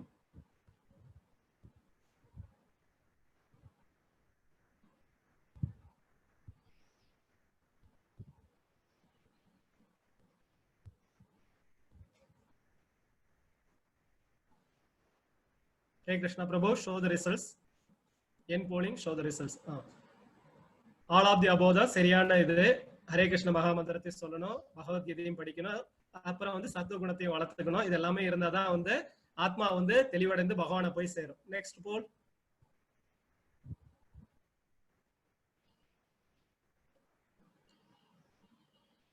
நெக்ஸ்ட் போல். ஹரே கிருஷ்ண பிரபா. தேஹினோ அஸ்மின் யதா தேஹே.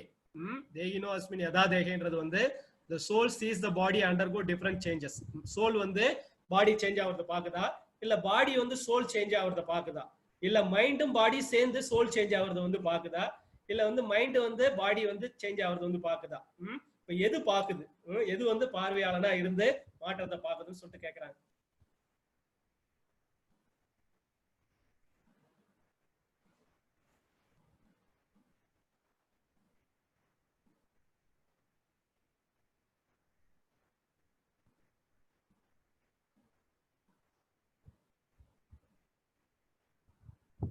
பாடி பாக்குதா இல்ல சோல் பாக்குதா? எது வந்து நம்மளுடைய மாற்றங்களை வந்து அனுபவிக்குது? ஆத்மா. ஆத்மா பாக்குதா இல்ல இந்த உடல் பாக்குதா மாற்றத்தை?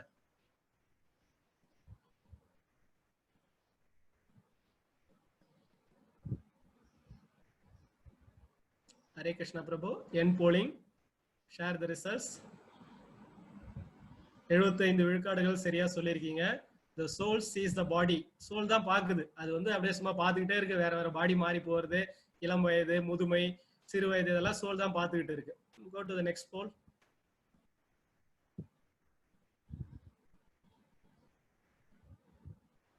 next poll பிரபு. இந்த example of bird in a cage, அதாவது வந்து ஒரு பறவை வந்து ஒரு இதுக்குள்ளார இருக்கு, கூட்டுக்குள்ளார இருக்கு. இப்போ வந்து அது வந்து எதை ரெப்ரசென்ட் பண்ணுதுன்னு கேக்குறாங்க. the body represents the bird represents the body and the cage represents the soul ன்னு சொல்லிட்டு கேக்குறாங்க. அதாவது வந்து பேர்டு வந்து பாடியாவும் அந்த கூடு வந்து சோலாவும் சொல்லி கேக்குறாங்க. ரெண்டாவது வந்து என்னன்னா, கூடு வந்து பாடியாவா இல்ல வந்து அந்த பேர்டு வந்து சோலான்னு சொல்லிட்டு சொல்றாங்க. ஒரு பறவை வந்து கூட்டுக்குள்ளார வந்து சிக்கிட்டு இருக்கு. இப்ப இந்த பறவை வந்து கூடா இல்ல வந்து இந்த பாடி வந்து கூடா, இதுதான் வந்து கேள்வி.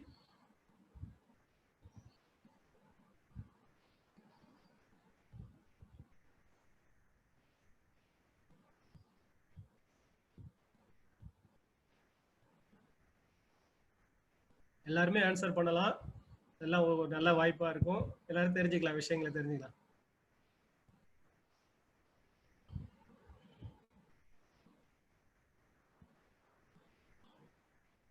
அஹ் 64 விழுக்காடுகள் வந்து சரியான ஆன்சர் சொல்லியிருக்கீங்க. கேஜ் ரெப்ரசன்ஸ் பாடி, அதாவது வந்து இந்த உடல்ன்றது ஒரு கூடு, இந்த கூட்டுக்குள்ளார ஆத்மா வந்து சிக்கிச்சு. என்னைக்கு இந்த உடலுக்குள்ளார இந்த உயிர் வந்து சிக்கிச்சு, அன்னைக்கே சிக்கல் ஆரம்பிச்சு. நம்ம எல்லாம் பண்ற சிக்கலை தீக்கலாம்னு பாக்குறோம். உடலுக்குள்ளார இந்த உடலை விட்டு இந்த ஆத்மா வந்து பகவானை நோக்கி போனாதான் சிக்கல் வந்து தீரும். The cage represents the body and the bird represents the soul. Okay, go to the next poll.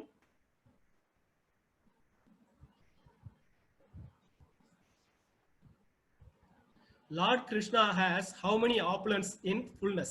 அவர்கிட்ட வந்து எத்தனை ஆப்புலன்சஸ் இருக்கு? அவரை வந்து ஏன் பகவான் சொல்லிட்டு கூப்பிடுறாங்க? இந்த இங்க வந்து ஒரு ஸ்ரீ பகவான் வாஷன் சொல்லிட்டு ஒரு ஸ்லோகம் வந்தது. நான் வந்து அதை வந்து உங்களுக்கு எக்ஸ்பிளைன் பண்ணல. 6 question 6, இது வந்து question 6. Lord Krishna has how many opulences in fullness? இது 6வது கேள்வி. அவர்கிட்ட 3 இருக்கா, 4 இருக்கா, 5 இருக்கா? எதனால அவரை பகவான் சொல்ற? ஸ்ரீ பகவான் வாஷன் சொல்லிட்டு சொல்லுவாங்க பகவத்கீதையில.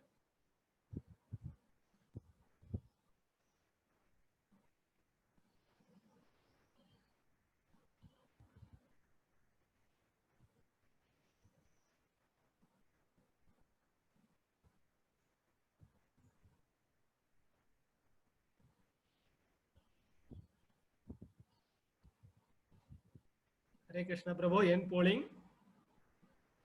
Share the results. 6 தான் வந்து சரியான விடை. 44% சொல்லியிருக்காங்க. என்னென்ன இருக்குன்னா வந்து, அதாவது நம்ம கிட்ட வந்து அவர்கிட்ட இருக்கிறது நம்ம, அதாவது வந்து நம்ம எல்லாருமே ஒரு சிறு பொறி. பார்ட் அண்ட் பார்சல்னு சொல்லிட்டு சொல்லுவாங்க ஆங்கிலத்துல. அவருடைய ஒரு அம்சம் தான் நம்ம எல்லாரும். அவர்கிட்ட எல்லாமே முழுசா இருக்கு, நம்ம கிட்ட கொஞ்சம் கொஞ்சம் இருக்கு. அந்த கொஞ்சம் கொஞ்சம் இருக்கிறத வச்சு நம்ம எல்லா ஆட்டமும் போட்டுக்கிட்டு இருக்கோம்.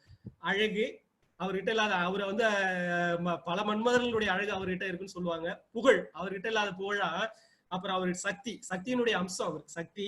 ஞாபகம் அவர்கிட்ட நமக்கு எல்லாமே மறந்து போயிடும். நேத்து நடந்ததே ஞாபகம் இருக்கிறதுல அவர் பல ஜென்மங்களா பல விஷயங்களை ஞாபகம் வச்சிருக்காரு. சொத்து, இந்த மொத்த பிரபஞ்சமே அவருடைய சொத்து தான். அப்புறம் வைராக்கியம், அவர்கிட்ட இல்லாத வைராக்கியம் நம்ம கிட்ட இருக்குது. போல 6 குணங்கள் வந்து அவர்கிட்ட இருக்கு. அதனாலதான் அவர் வந்து பகவான் வாட்சன்னு சொல்லிட்டு சொல்றோம். இப்ப வந்து கேள்வி பதிலுக்கு போலாம். நீங்க உங்களுடைய ஹேண்ட்ஸ் ரைஸ் பண்ணுங்க. அவர் அனிருத் பிரபு, can you just unmute one by one if they raise the hand?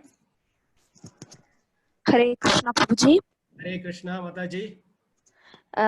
Prabhuji, எனக்கு வந்து 3 கேள்விகள் இருக்கு, நான் கேட்கலாமா? அத கேளுங்க தாராளமா கேளுங்க. நீங்க நான் எல்லா கேள்விகளுக்கும் பதில் சொல்லலாம்னு தான் இருக்கேன். நேத்து வந்து கொஞ்சம் டைம் ஆயிட்டதுனால இது பண்ணிட்டேன். கேளுங்க.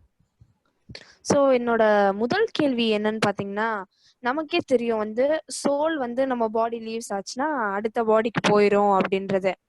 ஆனா வந்து நம்ம இந்த மறு ஜென்மம் எப்படி சொல்றது, பழி வாங்குறது நம்ம இது பல இடத்துல பார்த்திருக்கோம். நம்ம மகாபாரதத்திலே எடுத்து அம்பை வந்து அடுத்த இதுல இருந்து சிகண்டியா பிறந்து பீஷ்மர் கொண்டிருக்காங்க. இந்த படத்துல காமிக்கிற மாதிரி பேய், துஷ்டாத்மா இந்த மாதிரி எல்லாம் இருக்கா அப்படின்றது நிறைய பேரோட கேள்வி. என்னோட கேள்வி நிறைய இருந்திருக்கு, உண்மையிலுமே இருக்கா இந்த மாதிரி அப்படின்னா? அதாவது வந்து இருக்கு எல்லாமே. அதாவது எல்லாமே சாஸ்திரங்கள்ல சொல்லப்பட்டிருக்கு. இத பத்தி நீங்க தெரிஞ்சுக்கணும்னா வந்து கருட புராணம்னு ஒண்ணு இருக்கு. அதாவது என்னென்ன பாவங்கள் பண்ண என்னென்ன உடலை எடுப்போம், அடுத்ததுல எப்படி எப்படி எல்லாம் இருப்போன்றது வந்து கருட புராணம் வந்து படிக்கும்போது எல்லாமே உண்மைதான். அதை வந்து அடுத்த பாடி வந்து அதாவது என்னன்னா, நம்ம பல ஆசைகளோட இங்க வந்திருப்போம். நமக்குன்னு ஒரு செட்டன் லைஃப் டைம் பீரியட் போட்டு வச்சிருப்பாங்க. அதுக்குள்ளார வந்து அகால மரணம் அடையிறோம்னா வந்து என்னன்னா, அந்த டைம் பீரியட் முடியாதனால என்ன நெக்ஸ்ட் பாடி கிடைக்காது. அது வரைக்கும் என்ன பண்ணுவோம், இங்கேதான் சுத்திட்டு இருக்கும் அந்த ஆத்மா. பரந்தாம இருக்காரு, எல்லாருக்குள்ளார உள்ள ஆசையை வந்து அவர் நிறைவேற்றி வைப்பார், அவர் செஞ்சு கொடுப்பார். இது எல்லாமே உண்மைதான், இது எல்லாமே உண்மைதான். ஓகேங்க பிரபுஜி. அடுத்த கேள்வி என்னன்னா, ஸ்ரீல பிரபுபாதா வந்து சொல்லியிருப்பார், we are all parts and parcel of Sri Krishna அப்படின்னு. அதோட ஒரிஜினல் அர்த்தம் என்ன? எப்படி பார்த்தாலும் அது கொஞ்சம் புரியாத இதாவே இருக்கு. பார்ட்ஸ் அண்ட் பார்சல், அந்த ரெண்டுத்துக்கும் வித்தியாசம் ஆஃப் ஸ்ரீ கிருஷ்ணா அப்படின்னு சொல்லியிருக்காரு. வெரி குட், வெரி நல்ல கேள்வி கேட்டீங்க. பகவானுடைய அம்சம் எல்லாமே நம்ம கிட்ட இருக்கு. பகவானுக்கு இறக்கம் உண்டுங்களா? ஆமாங்க பிரபுஜி. நம்ம கிட்ட இறக்கம் இருக்கா? அவரளவுக்கு இல்லனாலும் ஏதோ இருக்கா? கண்டிப்பா இருக்கு, கண்டிப்பா. அது வந்து கடல், நம்ம வந்து ஒரு துளி. சரிங்களா? கடல்ல ஒரு துளி. தயை இருக்கா? எல்லாருக்கும் உதவி பண்ணணும்ன்ற ஆசை இருக்கா இல்லையா நமக்கு? ஆமாங்க பிரபுஜி, இருக்குங்க பிரபுஜி. அது இருக்கு. இதே போல வந்து அவருக்குள்ள எல்லா குணங்களும் என்னன்னா, அந்த பர்சன்டேஜ் கொஞ்சம் முன்ன பின்ன வேரி ஆகுது. எல்லாமே கிடைக்காது. எல்லாமே கிடைச்சு நம்ம எல்லாருமே நான் கடவுள்னு சொல்லிட்டு வெளியில சொல்லிட்டு இருக்காங்க பாத்தீங்களா? அதே போல சொல்லிட்டு தெரிய ஆரம்பிக்கும். அவருக்குள்ளது ஒரு சிலது இருக்கு. அவருடைய அம்சம் சரிங்களா, சிறு பொறின்னு சொல்லிட்டு சொல்லுவாங்க. அதான் பார்ட் அண்ட் பார்சல். அவருக்குள்ள ஒரு சில குணாதிசயங்கள் வந்து நமக்கு இருக்கு. அந்த குணாதிசயங்கள் தான் பார்ட் அண்ட் பார்சல் சொல்றேன். சரிங்க பிரபுஜி. அடுத்தது வந்து பாத்தீங்கன்னா, எனக்கு ஒரு கிளாரிபிகேஷன். நான் ஒரு சின்ன பொண்ணு, இப்பதான் நான் 10th ஸ்டாண்டர்டு. சோ வந்து எனக்கு வந்து நான் வந்து ஒரு பொருள் புரிஞ்சு வச்சிருக்கேன். அது வந்து உங்களை மாதிரி இவங்க கிட்ட கேட்க போகும்போது அது கரெக்டா தப்பா அப்படின்றது தெரியும். ஏன்னா எல்லார்கிட்டயும் போய் கேட்டுற முடியாது சில கேள்விகளை. சோ அது என்னன்னு பாத்தீங்கன்னா, எல்லாருக்குமே இருக்கிற கொஸ்டின் என்னன்னா, கடமையை செய் பலனை எதிர்பாராது. அப்ப எல்லாமே ஒர்க், எதுக்கு இவ்வளவு ஹார்ட் ஒர்க் பண்றோம், எதுக்கு ரிசல்ட் வருது அப்படின்ற மாதிரி. நான் என்ன இதை புரிஞ்சு வச்சிருக்கேன் அப்படின்னா, பகவான் ஸ்ரீ கிருஷ்ணர் வந்து அந்த ரிசல்ட் சொல்லாம அந்த ரிசல்ட் மேல இருக்கிற ஆசை, இன்பம், துன்பம் இததான் சொல்றாரு. ஏன்னா வந்து எல்லாருமே அந்த ஒரு பகுதியை மட்டும் படிச்சுட்டு யாருமே ஒழுங்கா சொல்றது இல்லை. என்ன பொறுத்தவரைக்கும் என்னன்னா, எல்லா ஸ்லோகத்தோட கனெக்ட் ஆனது அந்த ஸ்லோகம். ஏன்னா வந்து மனம் வந்து சமநிலையில இருக்கணும் அப்படின்னு ஸ்ரீகிருஷ்ணர் சொல்லுவார். ஏன்னா துன்பத்திலயும் நம்ம சமநிலையில இருக்கணும், ஒரு சந்தோஷத்திலயும் சமநிலையில இருக்கணும் அப்படின்னு வந்து எப்பவுமே சொல்லுவாரு. சோ நான் என்ன நினைக்கிறேன்னா, ஒருத்தர் வந்து வெற்றி பெற்றுட்டு அவங்க அகங்காரம் எடுத்து அந்த பண்ற சில இதுவும், அவங்க வந்து ரொம்ப துன்பம் அடைஞ்சிட்டு அந்த நிலையிலையும் சமநிலை இல்லாம போகுது. அப்ப வந்து நமக்கு நிறைய விஷயங்கள் நடக்குது. சோ இதுதான் வந்து அவர் வந்து அப்ப வந்து நமக்கு அறிவின்மை இல்லாம நடந்து போகுது. சோ அதனாலதான் வந்து அந்த ரிசல்ட் மேல ஆசைப்படாத அப்படின்ற மாதிரி சொல்லியிருக்காரு. நான் புரிஞ்சு வச்சிருக்கேன். இது சரியா தவறான்னு எனக்கு தெரியாது பிரபுஜி. ஆனாலும் உங்ககிட்ட கேட்டு அதை கிளாரிஃபை பண்ணிக்கலாம் அப்படின்னு தான் கேட்கிறேன். அதுதான் நல்ல அருமையான. ஏன்னா பல பேருக்கு இந்த இது வந்து சந்தேகம் இருக்கும். அதாவது பலனை எதிர்பார்க்காம எப்படி செயல்படுறது, எதை செய்யறதுன்னு சொல்லிட்டு. அதாவது எந்த ஒரு எதிர்பார்ப்பு இருந்தாலும் வந்து நமக்கு ஒரு சில ஏமாற்றங்கள் வரதான் செய்யும். ஒண்ணு எதிர்பார்த்து அந்த ஏமாற்றம் வரும். ஏமாற்றம் வந்து என்ன பண்ணும், நமக்கு வந்து மனக்குழப்பத்தையும் மன எதையும் கொடுக்கும். அதனால என்ன ஆமா பண்ணணும், பிரபுஜி. பகவானை வந்து வச்சிடணும். அப்ப நான் நார்மலா என்கிட்ட இருக்கவங்க சொல்லுவேன், இப்ப கார் வந்து நம்ம அப்பா ஓட்டினா காரை வந்து ஆக்சிடென்ட் ஆச்சுன்னா யார் பொறுப்பு? அப்பா பொறுப்பா இல்ல நீங்க பொறுப்பா? அப்பதான் பொறுப்பு. அப்பா பொறுப்பு. காரை நீங்க ஓட்டுறீங்க, காரை வந்து இப்ப நீங்க ஓட்டினா யார் பொறுப்பு? அப்ப நான் தான் பொறுப்பு. நீங்க தான் பொறுப்பு. சரிங்களா? நம்முடைய தகப்பன் ஆமாங்க பிரபுஜி. கிருஷ்ணன் கிட்ட பொறுப்பு. அவர் கரெக்டா ஓட்டுவார் காரை. நமக்கு நம்ம என்ன ஆமாங்க பண்றோம், பிரபுஜி. ஸ்டேரிங் ஒரு கையை அவர்கிட்ட கொடுத்துட்டு ஒரு கையை நம்ம புடிச்சு ஓட்டுறதுக்கு முயற்சி பண்றோம். அவர் விட மாட்டாரு. பரிபூர்ண திரௌபதிக்கே நடந்தது அதுதான். கையை தூக்குனதுக்கு அப்புறம் தான் அவர் வந்து ஹெல்ப் பண்ணார். சரிங்களா? அதனால எந்த ஒரு விஷயத்தையும் பகவானை சென்டரா வச்சிடணும், இல்லைன்னா மாட்டிக்கும். இது வந்து உண்மை. இது வந்து ஏன்னா மனக்குழப்பம், எக்ஸ்பெக்டேஷன்ஸ் இது எல்லாமே என்ன பண்ணும், நம்மள வந்து ஃபியரை கிரியேட் பண்ணிடும். ஒன்ஸ் ஃபியர் ஸ்டார்ட் ஆயிடுச்சுனால என்ன பண்ணும், அந்த வேலையை கரெக்டா தெளிவு இல்லாம செய்ய ஆரம்பிச்சிடும். தெளிவு இது செய்யணும். பகவான் ஆமாங்க எனக்கு பிரபுஜி. கொடுக்கப்பட்டிருக்கு வேலை, நான் கரெக்டா செய்யணும்ன்ற அந்த ஒரு எண்ணத்துல செய்யணும். அதுதான் வந்து எதிர்பார்க்கக்கூடாது. ஏன்னா இந்த பாவம் இதெல்லாம் வந்து சேரும், அடுத்த பிறவிக்கான வழியை வகுத்துரும். அதனால என்ன பண்ணணும், எல்லா பொறுப்பையும் அவர்கிட்ட ஒப்படைச்சிடணும். நல்லது வந்தாலும் சரி, கெட்டது வந்தாலும் சரி. என்னுடைய கெட்டது ரெண்டே வந்தாலும் விஷயம் தான் நீங்க பாத்துக்கணும். ஒண்ணு என்னோட கர்மத்தால நடக்குது, இல்லைன்னா பகவானுடைய இச்சையினால நடக்குது. இது ரெண்டு தான் முக்கியமா. ஒண்ணு என்னுடைய கர்மா, இல்லைன்னா பகவானுடைய இச்சை. இது ரெண்டுத்தையும் இது பண்ணிட்டு பகவான் மேல போட்டு வேலையை பார்க்க வேண்டியதுதான். சரிங்க. Hare Krishna. Next question. Hare Krishna Prabhu. Hare Krishna Prabhu. Prabhu opulences meaning தெரியல பிரபு எனக்கு. அப்புலன்சஸ்னா ஒண்ணு. அடுத்த ரெண்டாவது கொஸ்டின் வந்து பிரபு, இப்ப நீங்க சொன்னீங்க இல்லையா, ஆத்மா வந்து நம்ம கர்ம வினைப்படி இருக்கோம், நம்ம இறந்து போட்டா வேற பிறவிக்கு போயிடும், வேற பிறவி போயிட்டே இருக்கும். அந்த ஆத்மா எவ்வளவு தூரம் போயிட்டே இருக்கு பிரபு, எத்தனை ஜென்மங்க எடுக்கும், அப்புறம் நம்ம கடவுளை போய் ரீச் ஆகிற ஸ்டேஜுக்கு அந்த ஆத்மா போய் சேரும் பிரபு. நல்ல அருமையான கேள்வி கேட்டீங்க. அதாவது வந்து பல பேருக்கு இந்த டவுட் இருக்கு. இப்ப ஒரு சின்ன ஒரு எக்ஸாம்பிள் கேக்குறேன். லைட் பார்ட்டிகல் வந்து ஈஸியா மேல போகுமா, ஹெவி பார்ட்டிகல் மேல ஈஸியா போகுமா? லைட்டா ஒரு பார்ட்டிகல், ஹெவியான பார்ட்டிகல் இருக்கு, எது மேல ஈஸியா போகும்? லைட் பார்ட்டிகல் தான் மேல போயிடும். Very good. இப்ப நம்ம ஆத்மாவை நீங்க அப்படியே பாத்துக்கோங்க, அது உள்ளார பூரா சுத்தி போயிருக்கு, ஃபுல்லா வந்து வெயிட்டை ஏத்தி வச்சிருக்கீங்க, கர்ம வினைகளால சுத்தி வச்சிருக்கீங்க. அது வந்து எப்படி தடுமாறாதா? தடுமாறும். அதே போலதான் நம்ம அதாவது வந்து நம்ம கர்ம வினைகளை வந்து தீக்கணும். எப்படி தீக்கலான்றது வந்து அவ்வளவு ஈஸி கிடையாது. கோடான கோடி கர்ம வினைகளை சேர்த்து வச்சிடும், கோடான கோடி பிறவி எடுத்து வச்சிடும். அவ்வளவு எளிதான விஷயம் கிடையாது. பகவான் அதாவது வந்து ஆண்டாள் தாயார் சொல்றாங்க, மாயனை மண்ணு வடமதுரை மைந்தனை துய்ய பெருநீர் யமுனை துறைவனை ஆயர் குலத்தினில் தோன்றும் மணி விளக்கை தாயை குலவிளக்கம் செய்த தாமோதரன் தூயமாய் வந்து நாம் தூமலர் தூவி தொழுது வாயினால் பாடணும், மனதனால சிந்திக்கணும். வாயினால் பாடி மனதினால் சிந்திக்க போய பிழையும் புகுதருவான் நின்றளவும் தீயினுள் தூசாகும் செப்பேலோர் எம்பாவை. தீயில போட்ட தூசு கூட ஆயிடுவோம் பாவம் எல்லாமே. சரிங்களா? அவ்வளவு சேர்த்து வச்சிருக்கோம். அப்புறம் இன்னொரு எக்ஸாம்பிள் சொல்லலாம். இந்த ஒரு மலையில ஒரு இருட்டு இருக்கு, ஒரு குகையில அது ரொம்ப நாளா இருட்டு இருக்கு. ஒரு விளக்க எடுத்துட்டு போறீங்க, இருட்டு போமா போகாதா? ரொம்ப போயிடும். அதே போல வந்து பகவான்ற அந்த நெருப்பை நம்ம எடுத்துட்டு போன கிட்டக்க எப்படின்னா வந்து ஹரிநாம சங்கீர்த்தனம், ஹரியோடைய நாமத்தை சொல்ல சொல்ல நம்ம எத்தனை பிறப்பில செய்து வைத்த அந்த பாவங்கள் அனைத்துமே நம்மளை விட்டு போயிடும். ஒன்னே ஒண்ணு என்னன்னா, ஹரிநாமம் சதா சர்வகால ஹரிநாமம், பாவங்கள் அனைத்தும் தொலையும். பகவான் கொடுக்குறார், நான் அழைச்சிட்டு போறேன்றார். இங்க நான் ஒண்ணு சொல்ல மறந்துட்டேன். யார் ஒருவன் என்ன உயிரை விடுற நிலையில என்ன நினைக்கிறாங்களோ அவனை நான் மேல கூட்டு போறேன்னு சொல்றாரு. எந்த நிலையில வந்து உயிரை விடுறாங்களோ நான் அந்த நிலையில நான் வந்து அவனை அழைச்சிட்டு போறேன்னு சொல்றேன். அந்த நிலையில நம்ம கடவுள் நமக்கு ஞாபகம் இருக்குமா பிரபு? நம்ம வாயில பெருமாள் வருமா பிரபு? நல்ல கேள்விகள் கேக்குறீங்க, அருமையா கேள்விகள் கேக்குறீங்க. அதாவது வந்து இறக்குற தெருவாயில வந்து என்ன சொல்லுவாங்கன்னா 1000 தேல் கொட்டுற போல இருக்கும், தொண்டை அடைச்சு. இதெல்லாம் யாரும் நினைக்கிறது இல்ல. நம்ம எப்படி நித்தியமா இருக்க போறோம்னு தொண்டை கமம் அடைக்கும். நாராயணனையோ கிருஷ்ணனையும் எங்க நினைக்க முடியும், ரொம்ப சிரமம். கேள்வி யாரு கேட்டான்னு பார்த்தா வராகபுரத்துல வந்து தாயார் கேக்குறாங்க, பூமி தாயார் கேக்குறாங்க, நீங்க பாட்டு ஈஸியா சொல்லிட்டீங்க, சாவர நேரத்துல என்ன நினைச்சா போதும் மேல கொண்டு போறேன்னு சொல்லிட்டு, என் பிள்ளைங்க எல்லாம் நினைக்க முடியாத உடலை கொடுத்துருக்கீங்க, இந்த உடல் இறக்குற நேரத்துல எப்படி இருக்குன்னு உங்களுக்கு தெரியாதா? என்னப்பா என் பிள்ளைங்க எல்லாம் எப்படி வந்து சேரும்? தாயார் தான் இந்த கருணை. சரிங்களா? ராதாராணி வந்து கேக்குறாங்க, பகவான் கிருஷ்ணர்கிட்ட கேக்குறாங்க எப்படி வந்து மேல வருவாங்கன்னு சொல்லிட்டு வந்து கேக்குறாங்க. அப்ப வந்து சொல்றாரு பெருமாள், நீ கேக்குறதுனால நான் சொல்றேன், எவன் ஒருவன் அவனுடைய இளம் வயதில் என்னையே நினைத்து என்னுடைய நாமத்தையே சொல்லிட்டு இருக்கானோ அவன் இறக்கும் தருவாயில் அவனுக்கு நான் இதை ஞாபகப்படுத்துறேன்றார். ஞாபகப்படுத்துறதோட மட்டும் இல்ல, அவனை நான் ஞாபகம் வச்சுக்கிறேன்றார். நம்ம எப்பவுமே அவரை நினைச்சிட்டு இருந்தா என்ன பண்றாரு அவரு, நான் இது வந்து தாயாருக்கு வந்து வார்த்தை கொடுத்திருக்கேன், தாயாருக்கு வந்து வார்த்தை கொடுத்திருக்கேன். புரிஞ்சுதுங்களா உங்களுக்கு? அப்புறம் இந்த ஆப்புலன்சஸ் அழகு, புகழ், சக்தி, கோபம், சொத்துக்கள், வைராக்கியம், இது எல்லாமே பகவான் கிட்ட ஃபுல்லா இருக்கு. இது வந்து நம்ம கிட்ட கொஞ்சம் கொஞ்சம் இருக்கு ஏதோ 1-2 இருக்கு.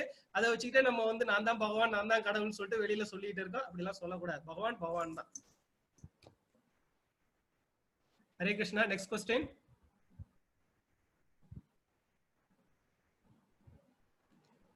Anirudh Prabhu. Sir. Can you just allow another one to raise unmute? Sir. Hare Krishna. Sir, Garuda Puranam வீட்ல படிக்கலாமா? நல்ல கேள்வி கேட்டீங்க. ஆக்சுவலா வந்து படிக்கூடாதுன்னு தான் சொல்லுவாங்க. கருட புராணம் வீட்டுல படிக்கூடாதுன்னு தான் வந்து சொல்லுவாங்க. நீங்க என்ன பண்ணலாம், லைப்ரரியில போய் படிக்கலாம், இல்லைன்னா ஏதாவது ஒரு கோயில்ல வச்சு படிக்கலாம். வீட்டுல படிக்கூடாதுன்னு கருட புராணம். ஏன்னா அதாவது அதெல்லாம் படிச்சா வந்து என்னன்னா குடும்ப வாழ்க்கை வந்து ரொம்ப இதுவாயிடு. ஏன்னா அவ்வளவு போல சொல்லியிருக்கு. இன்னைக்கு வந்து நம்ம நாட்டுல நடக்கக்கூடிய அத்தனை பிரச்சனைகள் காரணம் என்னன்னா மறுபிறவின்றது இருக்கிறது தெரியாது, இந்த பாவத்தை செஞ்சா இது கிடைக்குன்றது தெரியாதனாலதான் அவ்வளவு அயக்கத்தனமும் அவ்வளவு இதுவுமே நடந்துகிட்டு இருக்கு. இந்த கருட புராணத்தை படிச்சாங்கன்னா யாருமே தவறு செய்ய முடியாது. வீட்டுல வச்சு படிச்சா வந்து மனவேதனை வரும். அதுக்காக தான் வந்து சொல்லியிருக்காங்க. தவிர மற்றபடி கோயில்ல வச்சு படிக்கணும். சரி, thank you. Hare Krishna. Any more questions? வேற ஏதாவது கேள்வி இருக்குங்களா? அப்புறம் நான் இன்னொரு விஷயத்த கேட்க விரும்புறேன். நான் இந்த என்னோட கிளாஸ் எப்படி போயிட்டு இருக்குன்னு உங்களுடைய ஃபீட்பேக் நான் கேட்டு தெரிஞ்சுக்க விரும்புறேன். நேற்று கேட்க முடியல. உங்களோட அதாவது கெட்டதா இருந்தாலும் சொல்லுங்க, நல்லதா இருந்தாலும் சொல்லுங்க, மறைக்காம. ஏன்னா என்ன நான் இம்ப்ரூவ் பண்ணிக்கிறதுக்கு நான் விரும்புறேன். இந்த வெபினார் இதெல்லாம் வந்து எனக்கு ரொம்ப புதுமையான ஒண்ணு. எடுக்க சொன்னாங்க, நானும் வந்து சரின்னு ஒத்துக்கிட்டேன். ஏன்னா பகவான் சொல்லியிருக்காரு, என்னை பத்தி யார் சொல்றாங்களோ அவங்க எனக்கு ரொம்ப பிரியமானவன்னு. சரி, நம்ம பகவானுக்கு பிரியமானவன் இருப்போம்னு சொல்லிட்டு நான் வந்து இது பண்ணியிருக்கேன். அனிருத் பிரபு, they have raised the hand. Please release it one by one. Hare Krishna. வணக்கம் ஜி. ஹரே கிருஷ்ணா. வணக்கம். சொல்லுங்க. ஒரு கேள்வி என்னன்னா அப்படின்னா, கடவுளை நம்ம கூப்பிடுறோம்னா அதுக்கே நமக்கு அருள் இருந்தாதான் அவரே வணங்க முடியும். அது வந்து சொல்றாங்க. அப்படி அது வந்து முற்பிறவியில செஞ்ச பாவம் புண்ணியத்தை வச்சுதான் நம்ம அந்த கடவுளை வணங்குறோமா அப்படின்றது ஒரு கேள்வி. ரெண்டாவது கேள்வி என்ன அப்படின்னா, நம்ம இஸ்கான்ல நீங்க எவ்வளவோ கிளாஸஸ் ஷெட்யூல் பண்ணிருக்கீங்க. இப்போ நம்ம அந்த ஷெட்யூல் பண்ண கிளாஸஸ் நிறைய குரூப் ஃபார்வர்ட் பண்ணிருக்கோம். ஃபார்வர்ட் பண்ணல, பாதி பேர் அட்டன் பண்றாங்க, பாதி பேர் அட்டன் பண்ண முடியல.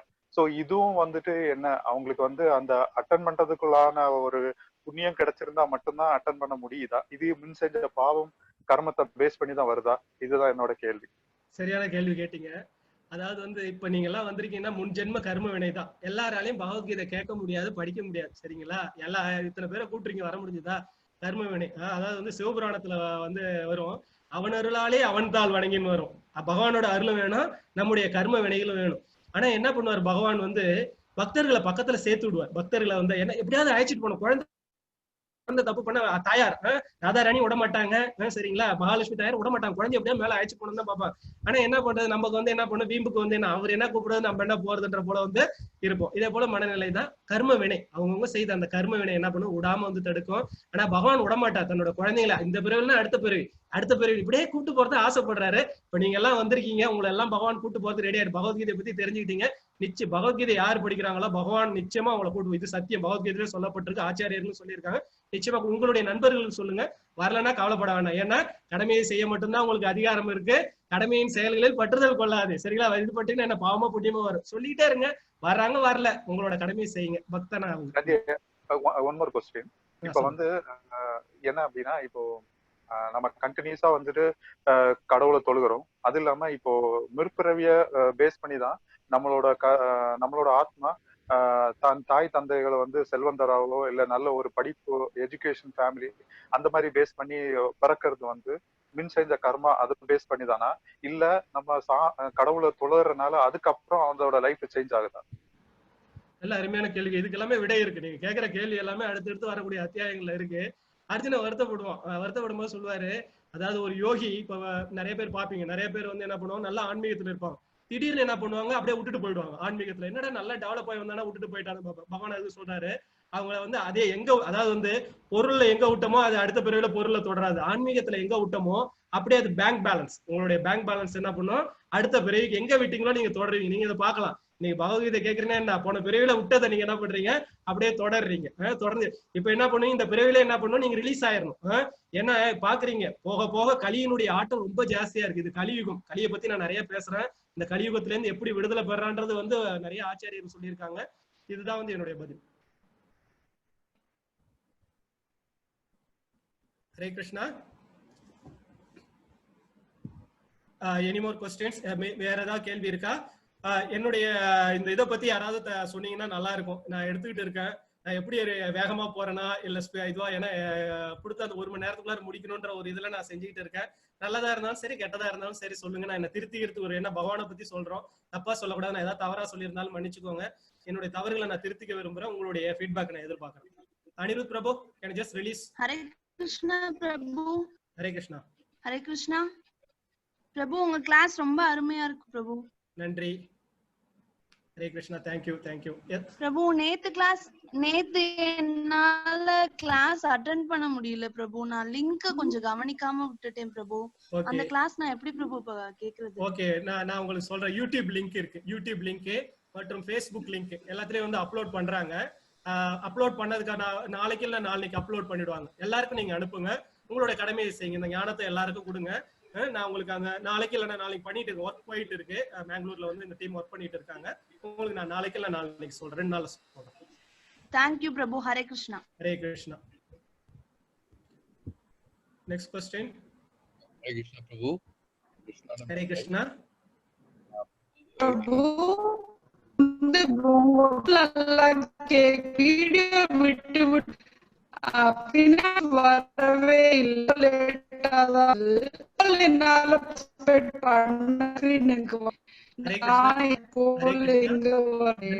சரியா கேட்க மாட்டேங்குது. ஒருவேளை இந்த பேண்ட்வித் ப்ராப்ளத்தினால நீங்க சொல்றது ஓரளவு புரிஞ்சுக்க முடியுது. வீடியோ விட்டு போகுதோ இல்ல ஆடியோ விட்டு போகுதுன்னு நினைக்கிறேன். அது பேண்ட்வித் இன்டர்நெட் ப்ராப்ளம். பகவான் கையில ஒப்படைச்சிட்டு பகவான் கிருஷ்ணா அர்ப்பணம் சொல்லிட்டு அவர்கிட்ட தான் நான் சரணாகதி அடைஞ்சிருக்கேன். பேண்ட்வித் ப்ராப்ளமா இருக்கும். இவ்வளவுதான் இன்டர்நெட் வசதி எங்களுக்கு இருக்கு. இத முடிந்த அளவுக்கு நாங்க அதை சரி செய்ய பாக்குறோம். பிரபு, நான் கேட்கிறது வந்து இந்த ஸ்லைட்ஸ் கிடைக்குமா ஃபார் ரெஃபரன்ஸ் பிரபு? கிடைக்கும். எல்லாமே கொடுக்குறோம் பிரபு. எல்லாமே நோட்ஸ் உண்டு. நான் வந்து உங்களுக்கு எல்லாமே ஒரு நாள் இல்ல 2 நாள் பொறுத்துக்கோங்க. எங்க நோட்ஸ் கிடைக்கும் எல்லாமே நாங்க ப்ரிப்பேர் பண்ற ஸ்லைட்ஸ் எல்லாமே உங்களுக்கு நாங்க கொடுக்குறோம். டீம் ஒர்க் பண்ணிட்டு இருக்கு. இப்போதைக்கு வந்து நாங்க ஆடியோ எல்லாம் வந்து அப்லோட் பண்ணிட்டு இருக்கோம். உங்களுக்கு நாளைக்கு இல்ல நாளைக்கு 2 days எனக்கு டைம் கொடுங்க. உங்களுக்கு நான் அந்த இது எல்லாமே ஷேர் பண்ண சொல்றோம். உங்களுக்கு வந்து எல்லாமே வாட்ஸ்அப்ல அனுப்பியிருப்பாங்க. அதே போல உங்களுக்கு நான் அந்த லிங்கையும் அனுப்ப சொல்லி சொல்றேன். ஹரே கிருஷ்ணா. ஹரே கிருஷ்ணா. குருஜி, இப்போ நீங்க சொல்லும்போது ஹரே கிருஷ்ணா சொல்லாதீங்க. நானும் உங்களை போல அடியார்களுக்கு அடியார். ஐயா, எனக்கு நீங்க ரொம்ப அருமையா சொல்லி தரீங்க. பகவத்கீதை ஆக்சுவலா ரொம்ப கஷ்டமானதுன்னு கேள்விப்பட்டிருக்கேன். நீங்க ரொம்ப சிம்பிளா செய்றீங்க. கண்டிப்பா நீங்க எனக்கு குரு தான். இப்போ வந்து கடமையை செய்யுங்க, பலனை எதிர்பார்க்காதுன்றதுதான் முக்கியமான விஷயம் பகவத்கீதையில. இப்போ ஒரு கடமை செய்யறதுனால புண்ணியம் கிடைக்குது, நமக்கு தெரியுது. நமக்கு ஒரு கடமை செய்யறோம், அதனால புண்ணியம் கிடைக்கிறதுன்னு நமக்கு தெரிய வருது. இப்ப அந்த புண்ணியன்ற பலனை எதிர்பார்க்காம தான் அந்த கடமையை செய்யணுமா? ஏன்னா நமக்கு புண்ணியம் தேவைன்னு எல்லாரும் சொல்ற புண்ணியத்தை சேர்த்துக்கோன்றாங்க. அப்ப அந்த புண்ணியம் கிடைக்க போகுது அப்படின்னு நினைச்சு அந்த கடமையை செய்யலாமா? எதிர்பார்க்கலாம். நல்ல அருமையான கேள்வி கேட்டீங்கன்னா எல்லாருமே ஏன்னா எல்லாருக்குள்ளார இந்த டவுட் இருக்கு. இப்ப சங்கிலி இருக்கு, 2 விதமான சங்கிலி இருக்கு. தங்க சங்கிலி இருக்கு, இரும்பு சங்கிலி இருக்கு. இதுல வந்து எந்த சங்கிலியால கட்டினா உங்களுக்கு சந்தோஷமா இருக்கும்? தங்க சங்கிலி இருக்கு, இரும்பு சங்கிலி இருக்கு. 2த்துலயும் கட்டி வச்சிருக்காங்க. தங்க சங்கிலின்றது புண்ணியம், இரும்பு சங்கிலின்றது பாவம். கட்டப்பட்டுரும். புண்ணியம் செஞ்சாலும் சரி, பாவம் செஞ்சாலும் சரி, நில் பேலன்ஸ் ஆகணும், 0 பேலன்ஸ். சரிங்களா? அக்கௌண்ட் வந்து 0 ஆகணும். அக்கௌண்ட்ல 1 ரூபா இருந்தா கூட, அதாவது ஒரு பாவம் இருந்தா கூட என்ன பண்ணுவாரு, போயிட்டு வாப்பா, போய் அனுபவிச்சுட்டு வாப்பான்னு சொல்லிட்டு ஏன்னா அவர் வந்து சிஸ்டத்தை செட் பண்ணி வச்சுட்டாரு.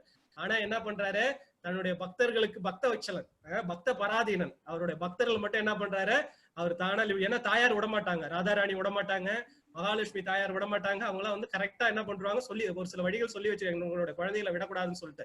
அதனால பக்தனுடைய பாதத்தை நீங்கள் பிடித்து கொண்டீங்கன்னா என்ன பண்ண, பாவமோ புண்ணியமோ ரெண்டுமே வந்து உங்களை வந்து லிபரேஷன்ல விடாது. ரெண்டுமே எல்லாம் பண்ணா என்ன பண்ணும், பகவானை முன்னிறுத்தி நீங்க செய்யணும். எந்த வேலையா இருந்தாலும் காலையில ஏந்திரிக்கும் போது என்ன பண்ணும், பிரஷ் பண்றது கூட பகவான் நாமத்தை சொல்லணுன்றதுக்காக பிரஷ் பண்ணணும். வாய் துர்நாற்றம் வரக்கூடாதுன்னு பண்ணக்கூடாது, துர்நாற்றம் வரக்கூடாது, பகவான் நாமத்தை சொல்லணும். சாப்பிடுறது கூட யாருக்காக சாப்பிடணும், பிரசாதத்தை சாப்பிடணும். இப்படி எல்லாமே அவனை நீங்க சென்டர் பண்ணிட்டீங்கன்னா அவன் உங்களை விட மாட்டான். நீங்க அவனை பிடிச்சீங்கன்னா அவன் உங்களை விட மாட்டான். வணக்கம் குருஜி. ஹரே குருஜி எல்லாம் சொல்லாதீங்க. ஹரே கிருஷ்ணா. அடியார்களுக்கு அடியார், வந்து ஒரு தொண்டன். இல்லைங்க சார், நாங்க வந்து பகவத்கீதை வந்து படிக்கணும்னு ட்ரை பண்ணிருக்கேன். ஆனா என்னால படிக்க முடியல. ஏன்னா வந்து அது எடுத்து படிச்சாலே அதுல எதுவுமே புரியுற மாதிரி இல்ல. சோ இப்போ உங்க கிளாஸ் அட்டென்ட் பண்ணதுக்கு அப்புறமா வந்து சரி ஒரு சாப்டரா படிச்சு பார்க்கலாம் அப்படின்ற ஒரு ஊந்துதல் வந்திருக்கு. அதுக்காக உங்களுக்கு நன்றி சொல்லிக்கிறேன். கிருஷ்ணார்ப்பணம். நான் எதுவுமே கிடையாது, எல்லாம் பரந்தாமனுடைய ஒரு இது. என்னுள்ள இருந்து இயக்குகிறான் பரமாத்மாவா. ரொம்ப நன்றி. அந்த ஏன்னா நீங்க வந்து சொல்றது எல்லாமே ரொம்ப தெளிவா புரியுது. சோ இந்த ஒரு இதுவும் நீங்க சொல்லி முடிச்சோம்னா அன்னைக்கு அந்த பகவத்கீதையை எடுத்து நமக்கு படிக்கணும் அப்படின்ற ஒரு ஆர்வம் வருது. சோ அது படிக்கும் போது இன்னும் கொஞ்சம் ஈஸியா புரிஞ்சுக்கிறதுக்கான ஒரு சூழ்நிலை கிடைக்கும். அதுக்காக உங்களுக்கு என் மனமார்ந்த நன்றி. இது வந்து என்னுடைய இது கிடையாது, குருவோடைய அருள். குருவனுடைய அருள் தானே தவிர இறைவனுடைய அருளை தவிர எனக்கு நான் இதுல எந்த விதமான பங்கு. நான் அவங்க கையில வந்து ஒரு கைப்பாவை, அவ்வளவுதான். Instrument in their hands. நான் ஒண்ணுமே கிடையாது. அவங்க சொல்றத எனக்கும் ஒண்ணும் கிடையாது, அறிவு ஒண்ணும் கிடையாது. அவங்க சொன்னதை சொல்றோம், அவ்வளவுதான். ஹரே கிருஷ்ணா. ஹரே கிருஷ்ணா சார். ஹரே கிருஷ்ணா, சொல்லுங்க. உங்க கிளாஸ்ல சார் எனக்கு வந்து அது புரியுது. ஃபர்ஸ்ட் எங்க அம்மா வந்து சொன்னாங்க பகவத்கீதை கிளாஸ் இருக்குது சேர்ந்துக்கிறியான்னு. அது ஒரே ஆர்வமா இருந்துச்சா. அப்புறம் ஃபர்ஸ்ட் எல்லாம் பெரியவங்களா இருந்தாங்களா, பயந்துட்டேன். அதுக்கப்புறம் நீங்க சொல்லி கொடுத்த அப்படியே கொஞ்சம் பயம் போயிடுச்சு. பயப்பட வேண்டியது பகவான் வந்து ரெண்டாவதுல சொல்ற பயப்படாத அர்ஜுனன் தான் சொல்றாரு. சரிங்களா? நீங்களும் இப்ப ஒரு அர்ஜுனா ரொம்ப இளம் வயதினருக்கு தான் தேவை. இப்ப பிளான் பண்ணிட்டு இருக்கோம். அடுத்தது வந்து நெக்ஸ்ட் வந்து யங் ஜெனரேஷன்ஸுக்கு தான். அதாவது வயசான இப்ப வந்து நம்ம எல்லாருமே பண்ற தப்பு தான். வயசாய் போய் பகவத்கீதை படின்னு சொல்லுவோம். ஏன்னா எங்க அப்பா எனக்கு அதான் சொன்னார், வயசான காலத்துல படிச்சுக்கலாம்டா. இப்ப என்னடா இப்ப பகவத்கீதை வேண்டியதுன்னு. வயசானா காது கேட்காது, கண்ணு தெரியாது, ரொம்ப சிரமமா இருக்கு, எடுத்து வச்சு படிக்கூடாது. இந்த இளம் வயதுல போனோம். இளைஞர்களுக்கு தான் நாங்க டார்கெட் பண்ணிட்டு இருக்கோம். ஏன்னா நம்மளுடைய ஜெனரேஷன்ஸ் ஃபுல்லா வந்து நல்லா வரணும். தம்பி நீங்க சொன்னது கேட்கும்போது ரொம்ப ஆர்வமா இருக்கு. நாங்க அடுத்த சின்ன குழந்தைங்களுக்கு ரெடி பண்ணிட்டு இருக்கோம். லிங்க் அனுப்புறோம் உங்களுக்கு. சரி சார். ஹரே கிருஷ்ணா. ஹரே கிருஷ்ணா பிரபு. ஹரே கிருஷ்ணா. ஹரே கிருஷ்ணா, சொல்லுங்க. டாக்டர் சிதம்பரம், உங்களோட பிரசன்டேஷன், உங்களோட இதெல்லாம் ரொம்ப சிம்பிளா ரொம்ப அழகா இருக்கு. ரொம்ப நன்றி. ரொம்ப புரியுற மாதிரி இருக்கு. ஹரே கிருஷ்ணா. தொடர்ந்து கேட்கணும். ஹரே கிருஷ்ணா. ஹரே கிருஷ்ணா. ஹரே கிருஷ்ணா. கிருஷ்ணா அர்ப்பணம், குருவுக்கு அர்ப்பணம். ஹரே கிருஷ்ணா. ஹரே கிருஷ்ணா. ரொம்ப நல்லா சொல்றீங்க. Thank you.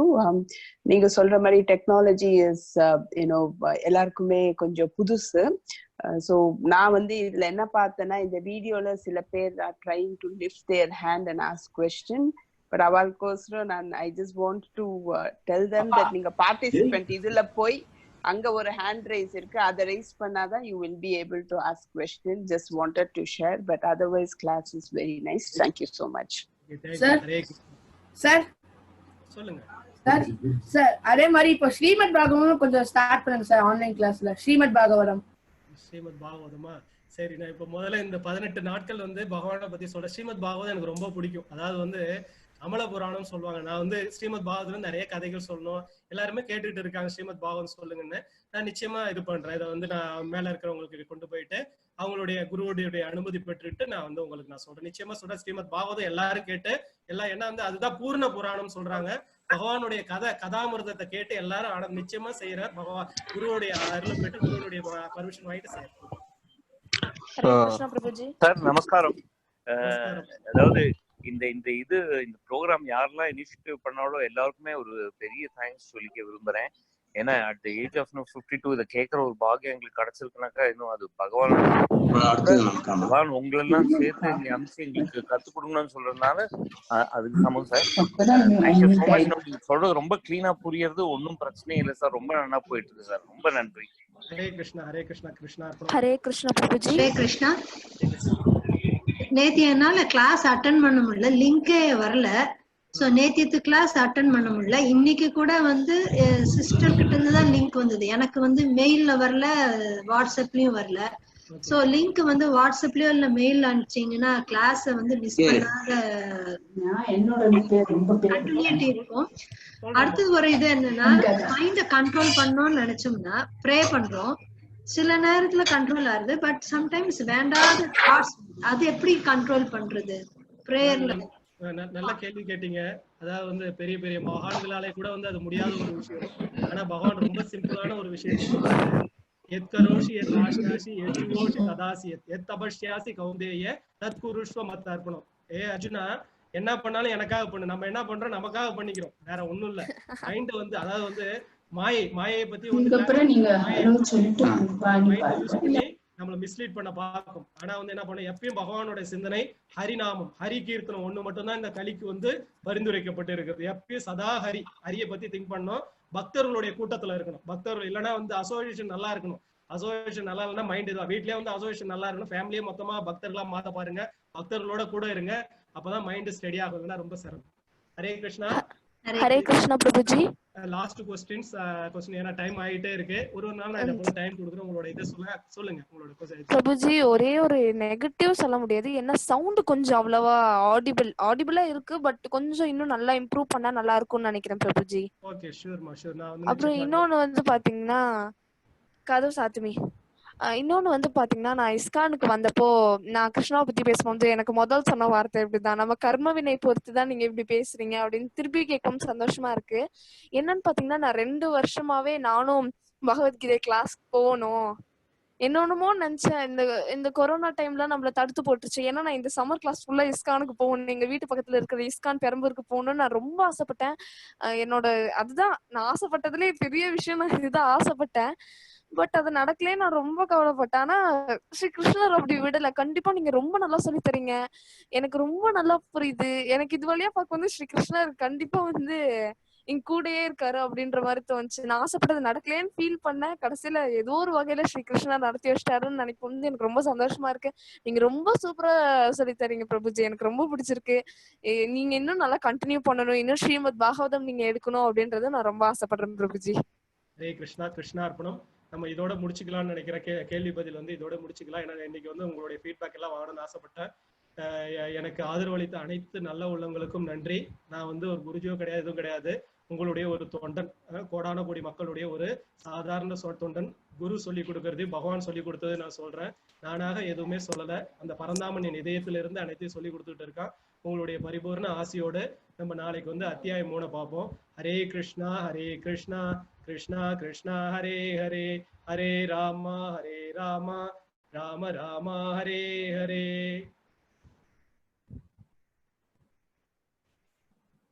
Anirudh Prabhu, you can end the meeting. Hare Krishna.